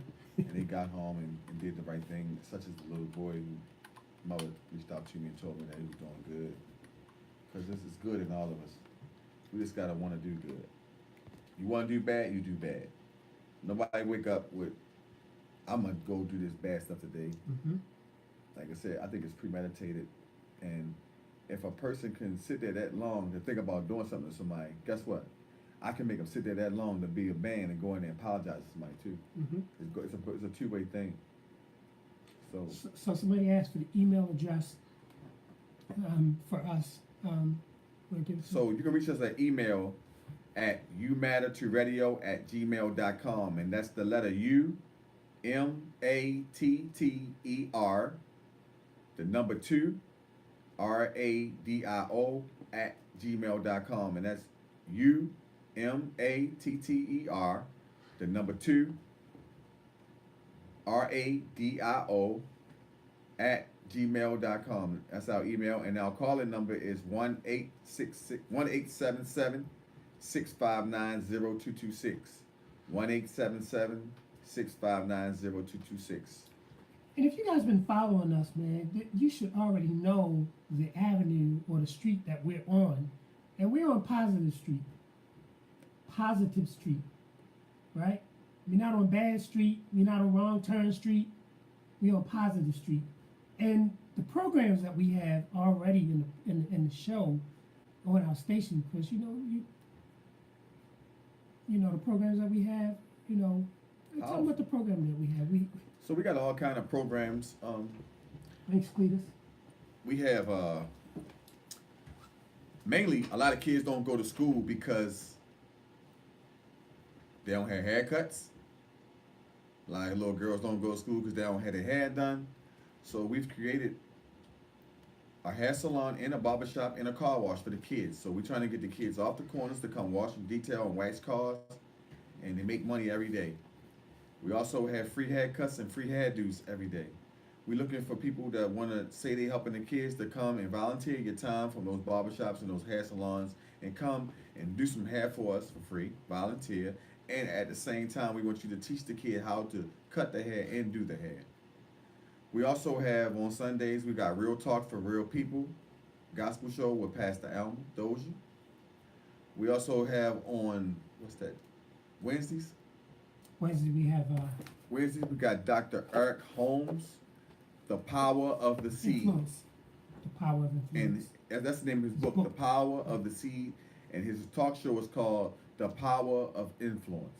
Mm-hmm. And every day we have different topics with You Man on the Radio. We want everybody to be heard. Everybody deserves to be heard. And we trying to create platforms for the youth in Baltimore City to be able to showcase their talent, whatever that may be. We just here, man. We here for the people, man. We want to hear you. We want to hear what you guys say. We listening. We care. We love you. We want to help you elevate. We don't want to keep you stagnated. We want you to go beyond us. So you being able to be heard and you matter to us, we trying to have you to matter to the rest of the world too. We trying to take you on new planes, give you new ideas, and help you bring whatever you got inside you, whatever talent you got. We're trying to bring it to life. We're trying to breathe on you and love on you. Mm-hmm. We ain't trying to, if you're down already, we ain't trying to kick you no more. We're trying to lift our hand down and give you a hand and get you up. So if you want to get up out that grave, out that dead state of mind that you in, you matter to us. You matter to radio, and people need to hear what you guys say because you deserve to be heard. That's right. If you want to write books, I'm a best-selling author of 15 books. I got 2 published right now. I know the ins and outs of writing books. Writing books is not that hard. But hey, guess what? But when I need money, I can go sell one and get me a sandwich. So it's easy money, you know what I'm saying? It's better than dope money. It's better than selling weed. It's better than any drug you could ever want to sell on the corner because I ain't got to look over my shoulder because I sold a book. Absolutely. Absolutely. As a matter of fact, the books bring me more people. My testimony it draws people in. Mm-hmm. Like last night, I met a guy, Kareem. I went to 7-Eleven last night. I was just said go there. I went there to go get me a soda. Mm-hmm. And just walking into that 7-Eleven last night, I was able to meet a good brother. You know, somebody that probably was going through something. And my energy, he said he felt my energy when I walked through the door. He seen the sweatsuit, the Be More Loyal sweatsuit, and he strictly went like, whoa, yo, I need one of them. Yeah, I like that, blah, blah, blah. But I was trying to tell him that, this ain't just be more loyal. This is a movement. This is a way of life. This is what I live every day. Right. Like, I mean, I ain't saying I'm perfect because I'm far from perfect.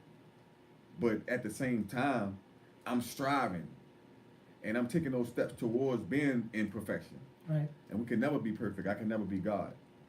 But I know that if I stay in his will, I can do all things. I can do the things that I want to do. I can help people. I know how to be kind to people. I know how to love on people. Mm-hmm. I know how to change somebody's mind from ready to do something wrong to something stupid to something positive. Yeah. I got that capability of doing that. When God gave me that platform, he didn't give it to me for me. When he gave me money, he didn't give it to me for me. He gave me to me to be a blessing to somebody else. So anybody out there that need our help at Humanity Radio, you want to get your platform up, you want to get heard, because you deserve to be heard. Everybody deserves to be heard. We here for you, man. All you got to do is call us at 1-877-659-0226, or you can email us your music. We spinning your music every day, all day. Or whatever talent you have, We're trying to showcase it for you. Yeah. Kim, what up, Kim? We have so many things that have been opening up for us in the last 3 months, Chris. It's been 3 months. Yeah. Things have been moving. And time been moving too. Yeah. And the thing is, because it was December, it was January, we did the launch. Yeah, it was. And so, Gotta bring you on the show. You need to come on the Humanity Radio show. we have what is it? We have a young lady that's going to be starting a program. She does life coaching, and so it is. I think it's going to be life coach with Demetrius D. And so we want you to listen out for that. Good, I'm A good. lot I'm of good. things, man. We got we got the kids show on Saturday, BFAB.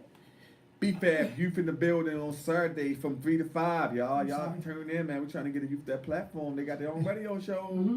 And also, Chris, we didn't even tell them that You Matter 2 is also coming up to. Oh yeah, we definitely Sunday. we're gonna have 2 locations. We have Humanity Radio up at the Car Wash Hair Salon Barbershop. We're gonna rack the radio show up there. We're gonna be teaching the kids how to run the Detroit. radio, how to have their own shows, and how to just promote themselves, man. And everybody deserves to be heard, even to the little babies. So we will have Humanity Radio at 4236 Pimlico Road at Sister Save in the City. Excellence, ambition, and be more loyal. Yep. So yeah, we So we're definitely moving. we Jesus. growing. Yeah. And it's fast. I don't know how many times we talk about how fast this platform is moving with us on it, and the impact that we're making in the city and in other cities that are listening in. We've made Man, somebody called me today from Oklahoma. really. She said, I'm all the way in Oklahoma. I follow you. I watches you. I love what you're doing. Can you please come to Oklahoma and do that down here? I said, I can't come down to Oklahoma. I'm down here in Baltimore. She's like, I know where you at. She said, but I'm just saying though. She said, I said, well, you come down here and I can take you on tour to everything. She said, yeah, I'm gonna come down. I'm gonna fly down there. So somebody from Oklahoma flying down here just to be a part of what we got going on. Yeah, and we talk to so many people in different states. New York. Yep, New York. We have Cali. Connecticut, Cali.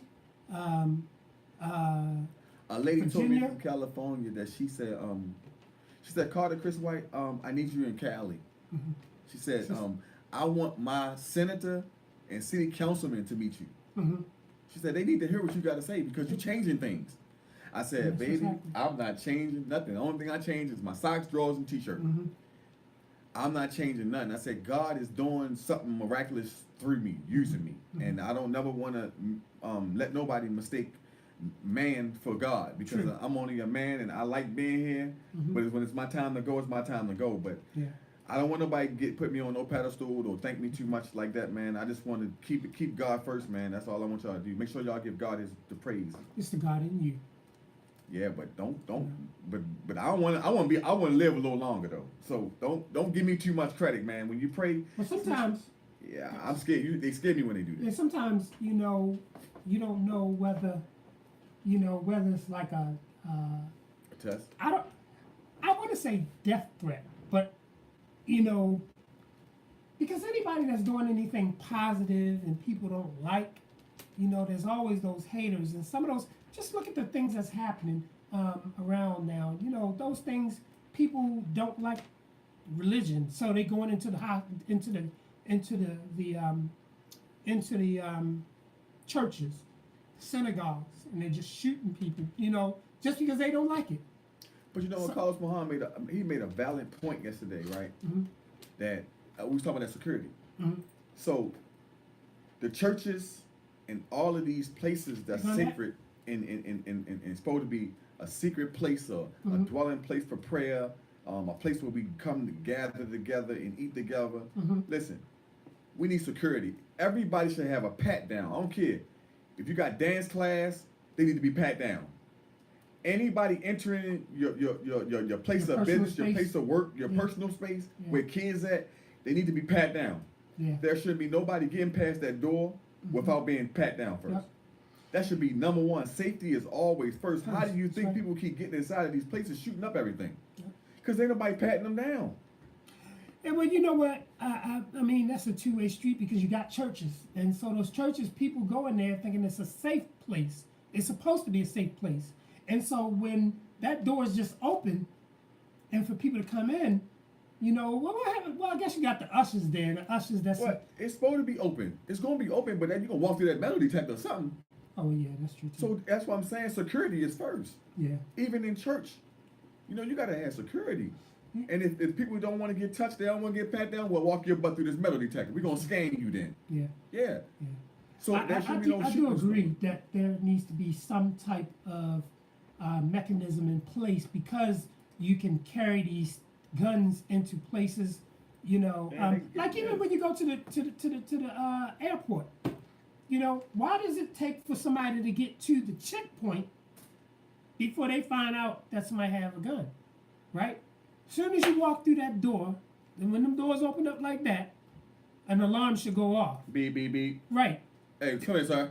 Yep. And then if you want to take it a step further, you walk through that door and they go beep, beep, beep. That second door is locked automatically because you got something on you that is not permitted into the building, just like they do courthouses.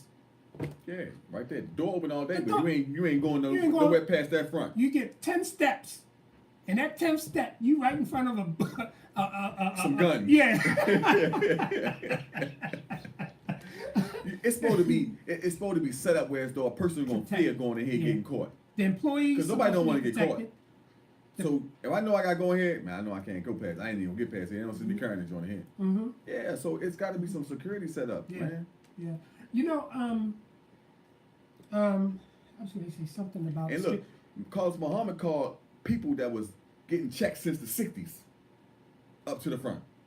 When he spoke yesterday, it was a man in there from the 60s, 70s, 80s, 90s, and 2000s until now, and they still patting down. Wow. When I went in there, I ain't get to go back. I ain't get to go straight in and go in there and sit down and hear him speak. Yeah. They said, "Hey, come, call Chris. Let me pass you down, sir." Mm-hmm. And you got people that get offended by that. I don't get offended because I know it's protocol. They try to make sure that minister don't get hit. That's true. You know what I'm saying? That's their minister. That's right. So if I say I love you, then I gotta protect you. Mm-hmm. That's true. Hey, sir, come in. Let me pat you down first. Where you going? Are you going to see Hey-Rod? Come in. Let me make sure you ain't going to shoot Hey-Rod. At least I know you ain't going to get shot. Right. And you ain't going to get stabbed. Right. Because I'm going to find that knife or I'm going to find that gun before you get to you. So if anything happens, y'all get to fighting, then we're going to come and get him off you. Right. Yeah, and that, but you can't, if I let him slip past with that gun on him and he shoot you, then you gone. Yeah. And now I feel bad do because I your want to job. know my job. That's true. Yeah. That's true. And it's, you know, just jumping to a subject that is coming up in the work in the limelight right now. Shout out to Rashad and Terrell, but shout out to Rashad for putting up a post last night. This post had to do with what's going on. So, how Michael Jackson, R. Kelly, his name Chris Brown, and Bill Cosby. I said Bill Cosby. Yeah, Bill Cosby and Fabulous. All of these people, right? Not excluding them from what they've done, right? So I'm not giving a pass to what they've done, but he put a post up from Willie D, who was talking, and Willie D said this. Voice? Huh? Yeah. He said this. He said, let's stop looking at the person that's getting that they're targeting, right? Because we already know that they are African American, right? Right. He says, stop looking at the situation and start looking at the picture. The picture is they have people that have done, they have Caucasian people, Asian people, whoever you want to put in that, that situation, that have done the same things, right? Hey, Wap, how are you? Can you? Oh, that's good. We're missing you over here.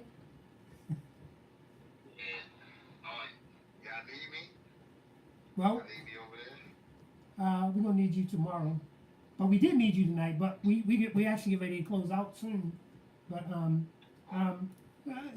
just hang out a while for us while we talking about these situations of kids and stuff like that. But right now we're talking about the things that's going on with the R. Kelly thing, the Michael Jackson thing. So what we're talking about is that instead of looking at that person and looking at that person in a bad light, right? We already know that they did what they did, or we're not the judge, but we know they did something in order for people to say, that's what they're going to jail for, what have you. But look at how it's happening. How many Caucasian people have done the same exact thing that the African Americans have done, and why aren't these people being brought to justice? Like we do know 44 done all of that, right? So that should be direct impeachment, because there are the evidence is there, the receipts are there. So, but because the president is who he is, they can't prosecute him while he's in office. But let's take a step further. Look at I did not have sexual relationships with that woman. That's what he said. And what about the other guy, the comedian guy that married his daughter or something? Was Woody Allen? Woody Allen. Yeah. So with Woody Allen, he did the same thing. Elvis Presley did it. If you want to put them in that category, right? If you want to put elite people, I guess you would call them, in those categories, I bet you can find somebody that did something that they weren't supposed to be doing. You're gonna find 8 out of 10. Mm-hmm. Exactly. But now, so we got four brothers that they're trying to hammer for things that's way back then too, right? And some of that stuff is still going on today. So how do you? I agree with what he put up. And if you don't know what I'm talking about, you can go to Rashad Khalil Ali's page. That's RASHAD KHALIL Ali ALI, and he tagged me on the page. So if you go to You Matter 2 page or Rodney Mosley's page, you'll see it as well. It was short. It wasn't that long, but he kept rewinding it to the part where it said that instead of looking at the situation of that person, look at it in a bigger look at it through a bigger scope, and you'll see that they're only targeting the African American people. They're not targeting the Caucasian people. Now, who's bringing this stuff to justice? The Caucasians. They're the ones that's coming out and saying, "Hey, this is what's going on." That black lady that took her money and invested in these girls to talk about R. Kelly, sold it to white people. So, but yeah, so how was your day? How was your weekend? Oh, it was wonderful, man. With the kids, I was with my kids and all that. Just having fun with them, man. Yeah. Enjoying every bit of life with them. You know what I'm saying? Yeah, you gotta love We on them. all gotta go. Yeah. You gotta love on them, man. You gotta love on them. You don't want nobody else loving on your kids, showing them, something love-wise that you're not doing with them, So, like I just saw tonight, Terrell, he took his son out. I think his son is 11 or 13. But he took his son out to Hibachi Grill, and Right. took his whole family out, and that's something that, we rarely do, to take your loved one out to, to a place to eat, make them feel important for that particular time, We got something from Ricardo. Ricardo put up something a few minutes ago, and it had something to do with the killings. So, for instance, when they do these mass killings, right? The treatment and how they treat the other race and the treatment of how they treat the African Americans is so far apart. So, this guy, for the Santa Fe shooting, they bring him out. They're not dragging them out or anything like that. They're not manhandling them. They ain't shooting at him. Right. But if it was somebody black, they'd have shot him. The whole police force was shot. Yep. These police is out here that's targeting on the black people. Not alone they targeting on the black people. They targeting on the music industry, black people. That's making the industry the way it is. You know what I'm saying? Mm-hmm. That's what gets me. You know what I'm saying? Mm-hmm. But what gets me through this whole world today, Mm-hmm. at this time, it gets me. Why they talking on our little young black people? Yeah, they're praying on him. Mm-hmm. But this is all revolved around when it comes back down to slavery, back in the history. Mm-hmm. You know what I'm saying? Them young kids don't know what slavery is. They don't know what you call. So our parents or us parents need to teach them. Mm-hmm. If they not being taught in school. Right. You know what I'm saying? They rarely teach it in school. Right. You know what I'm saying? And this is what everybody can't say, well, this is what Trump do. Everybody knew what Trump was. Everybody know how Trump is. You know what I'm saying? Everybody know what it's not about Trump. They throwing this off. They wanna see throw us off. Actually, it's the governments, man. Yeah. It's not Trump. It's the governments. And when people see that it's the governments instead of just focusing on Trump, Mm-hmm. what's going on, they got to see what's really going on in the real world today. Yeah. You look at different countries and stuff. There's a lot going on. Mm-hmm. And Mhm. Trump is, where he disbobulated. You know what I'm saying? Trump is a puppet. You know what I'm saying? Trump is a puppet. Did you hear him? Did you hear Chris? Nah, what you say? He said Trump is a puppet. Yeah, all the presidents are puppets. He illusion. They don't select for doing what they can do. Mm-hmm. You know what I'm saying? But at the same token, they taking all the BS from them Mm-hmm. to, They're reflecting. it's just like they decoys. Yeah. That's all it is. Yeah. They decoys. Yeah. And misguide the people the way they need to misguide the people. Mm-hmm. You know what I'm saying? Ain't just black and white. It's everybody. They misguide. Yeah. You know. It's so crazy. Okay. They try to bring the slavery in the mix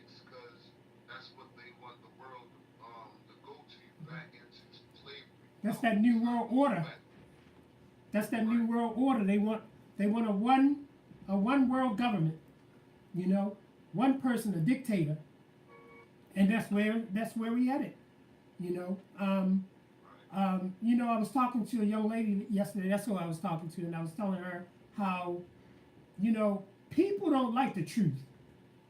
You know, if the truth ever came out about how democracy is really talked about, or how the world is actually running, who actually is running the world, they wouldn't believe it. It's just that heavy. Now, a lot of people out there are educated, but you can't talk to everybody about the truth. Because they're not gonna be able to accept it. It's too much. And like you said, puppets.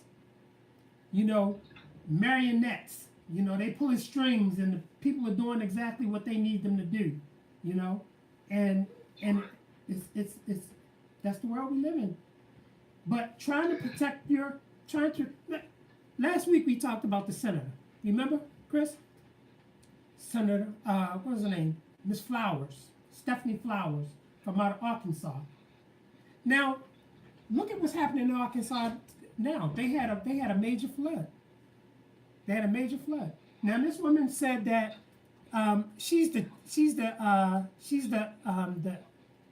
vice chair for the committee for the judicial system out there, right?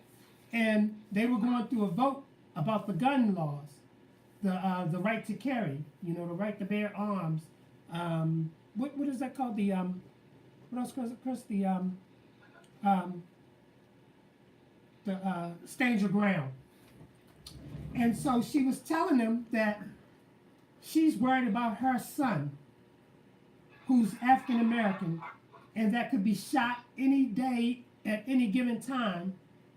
And she's the only African American on that particular board. Everybody else is white. And she was calling them out. She's like, you, Bill, and you, and you. And your son and your daughters, they don't travel the same roads as my son would. And so I'm thinking about him and all of the other African-American young men and women that's out here, who's going to protect them? The man told her she need to be quiet. Said, you need to be quiet. Huh? Yeah, that's the crazy. You talking about the senator, right? Yeah. It's 10:30. She told them, I think it's less stuff because they both got the same equal rights. So I mean, like, how you gonna tell this strong Black woman to shut up? Mm-hmm. You know what I'm saying? What, you just told her that because of the color of the skin? Mm-hmm. Or you feel like you got more power or authority than her? Mm-hmm. No, same equal as her. So how you just gonna? I mean, that was ignorance on his part. Yeah. But they be quick to call us niggas though. Oh yeah. You know what I'm saying? I'm sure they called her every N-word that they could probably think of, when she left. Because right after she left, he gonna say under his breath, God help us. Nah, he need to be helped. Yeah. And then you know what? He think that he has some kind of power or presence over her in order for him to think that he could just say that to her. You know what I mean? Yeah. So just think about that. That's them in their judicial system in Arkansas. Chris was in Arkansas. He's locked up in Arkansas, and he could tell. Somebody ringing? Oh, and he could tell by some of the stories that the guys be coming in there with. I got a black guy out there right now that stole something out of a convenience store doing 20 years. He didn't rob the store. He just stole like some stuff, And so. I mean, that's a president state. Oh yeah, it is. It's a white state, or whatever the color is. But it's just our kids are falling prey to these things.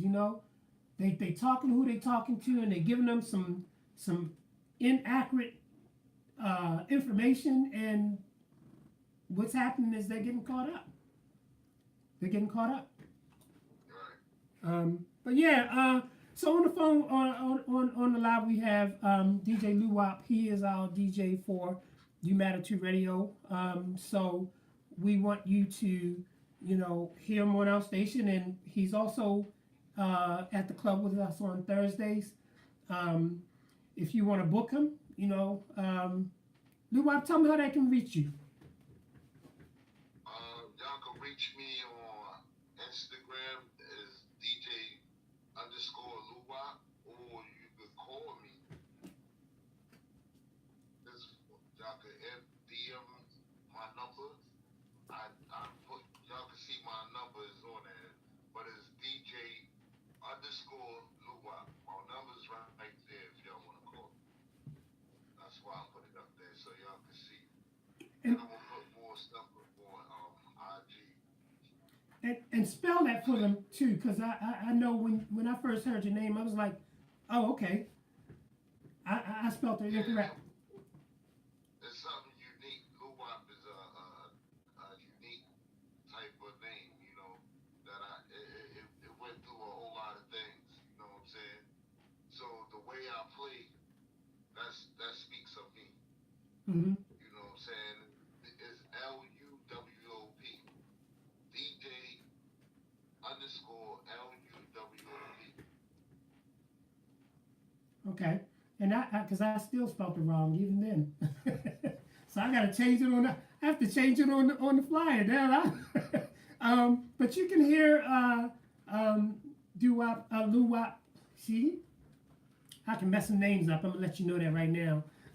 So you can hear him on every Thursday at Sky Bar Lounge, 3804 Eastern Avenue, and that's in the Highlandtown area.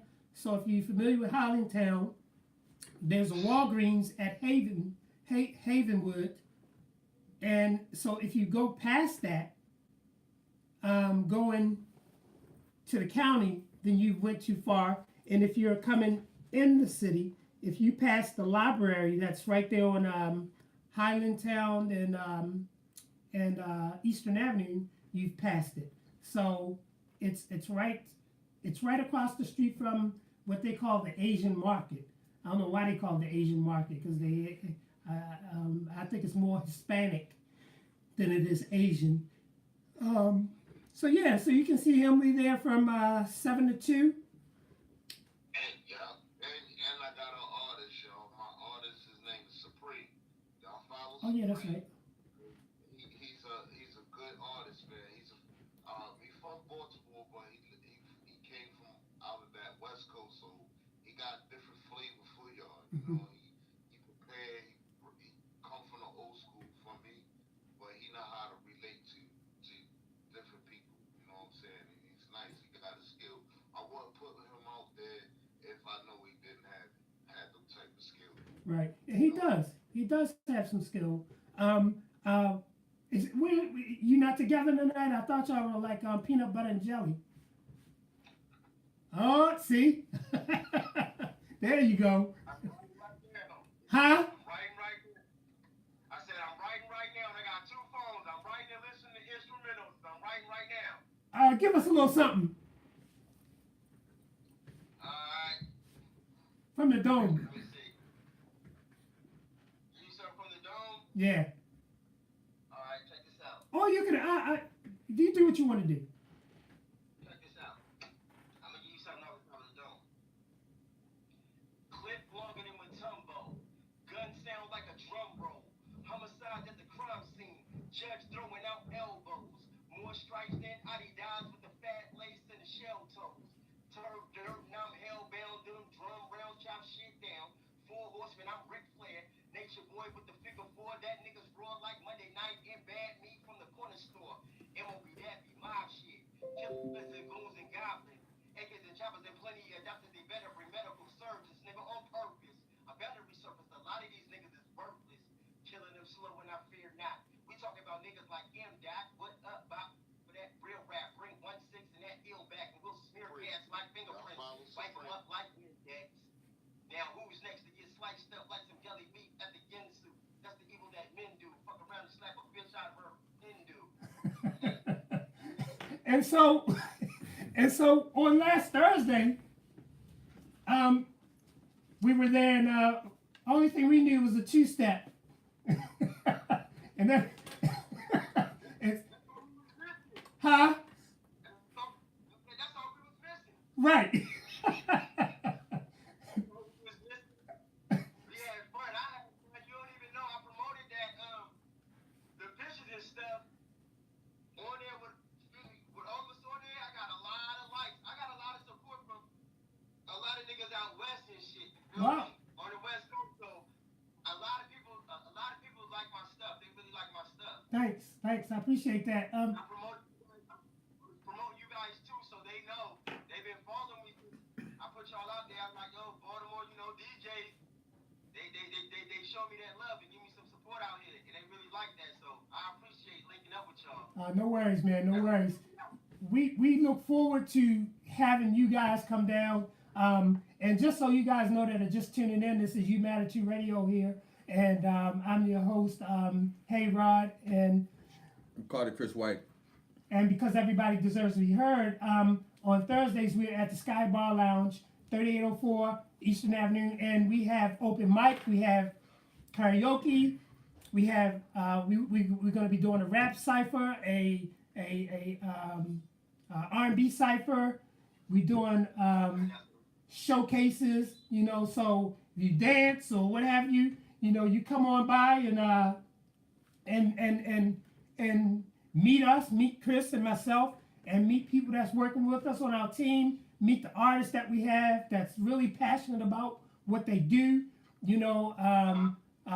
so we want this place packed, okay? So if you are in the area or you're looking for a place to go on Thursday night from 7 to 2, and you want to party like it's a Saturday, come on out. Oh yeah, I'm only like 2 blocks away from y'all, right down the corner from y'all, so it ain't enough for me to walk. Hey, see, that's what I'm talking about. You got him.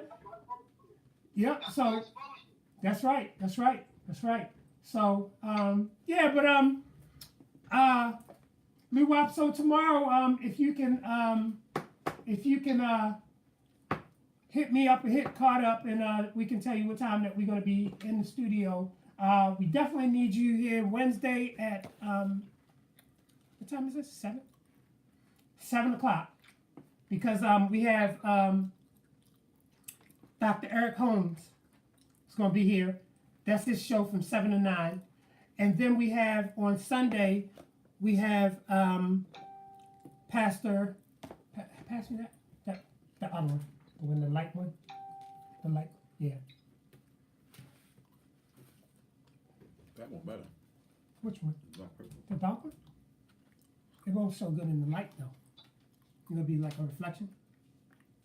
So on Sundays we have Pastor Alma Dozer, Real Talk for Real People, and her show is from 6 to 8. 6 to 8. And we also, so on Sunday, that's that show. And then we also have another show that's getting ready to start. It's going to be a life coach, and she's coming on, and she's going to be doing some things. And then of Saturdays, of course, we have BFAB Radio, and they are here from 3 to 6. So yeah. So we do thank you guys, man. We pour our heart out to you for being there for us. And looking at the greater reward is being able to have these young kids turn to something more positive and searching within themselves for their art, their artistry. And so as long as we're doing that thing, man, we can't never worry about money, because God is always going to be there to bail us out. So we thank you so much. Somebody say, what's up, big bro? DJ Lou Wop, William Watson. William. Yeah, he's a good guy, man. He's a comedian, and he do his DJ. I could bring him down too. Yeah, tell him come on down. He'd love to hear some jokes and laugh. Nothing beats a crowd but a laugh. Some people may be having a bad day. To come down there and get a laugh on. So. He funny as I don't know what, Well, William, you know, we wanna reach out and I play the young kids' music too. You know what I'm saying? Like I just try to reach out to everybody. I need to You know say what I'm that. saying? I'm How out of here. where music comes Call the from, phone, 'cause I right? understand. uh-huh. You know what I'm saying? You already know William Watson. Back to you, big bro. But All right. I be trying to, reach out to the kids. That's why I wanted to link up with y'all anyway. You know what I'm Right, saying? right. I like reaching out to the young kids. Yeah, Maybe some of the young kids could tell me how to go with this new era, with this new music, because a lot of DJs are stuck on certain music, the old school. You gotta cater to everybody. right. You can't cater to the older people and not to the young. That's true. That's true. And that's what we're about. You know, we're just trying to make sure that we are doing our due diligence and helping those people that want to get ahead. And, following behind positive brothers and positive sisters is only going to make positivity come into the city and make whatever shifting that God is making happen is going to happen because of that, So, hey, Cedric, thanks for joining, man. What's up, Tiffany Rogers? What's good, baby? Hey, what's up? So look, this is what we're going to do. So tomorrow when you come over, what we're going to be doing, we're trying to put together a workshop for young kids that's going through something. So we're asking the parents to reach out to us by calling our station so that we can put them in this workshop and see what it is that we can do to help them transition from doing something that they know may land them somewhere that they don't want to be, So, Forgot my shit. yeah, right. Forgot my hater block. Yeah. So, all right. We thank you so much. See you tomorrow. We will see you guys tomorrow. We're gonna be signing off. Just remember to love on some. We're gonna call them. Sign on. I'm gonna give you a call. Then I'm gonna call you in the morning. All right. But continue to love on each other. Continue to love on each other. Continue to love on each other. Because guess what? Loving on each other, there's nothing that no one can do about it except love you back. Right? It may take a minute. As long as they continue to see you loving on them and loving on them and loving on them, they're going to want to love on you back. And also, peace and blessings to everybody, family. Peace and blessings to everybody out there, family, friends, foes, all of those alike. We ask that you continue to keep supporting us. You Matter Too Radio here because everybody deserves to be heard. And guess what? You matter too. Peace out. All right, Lou.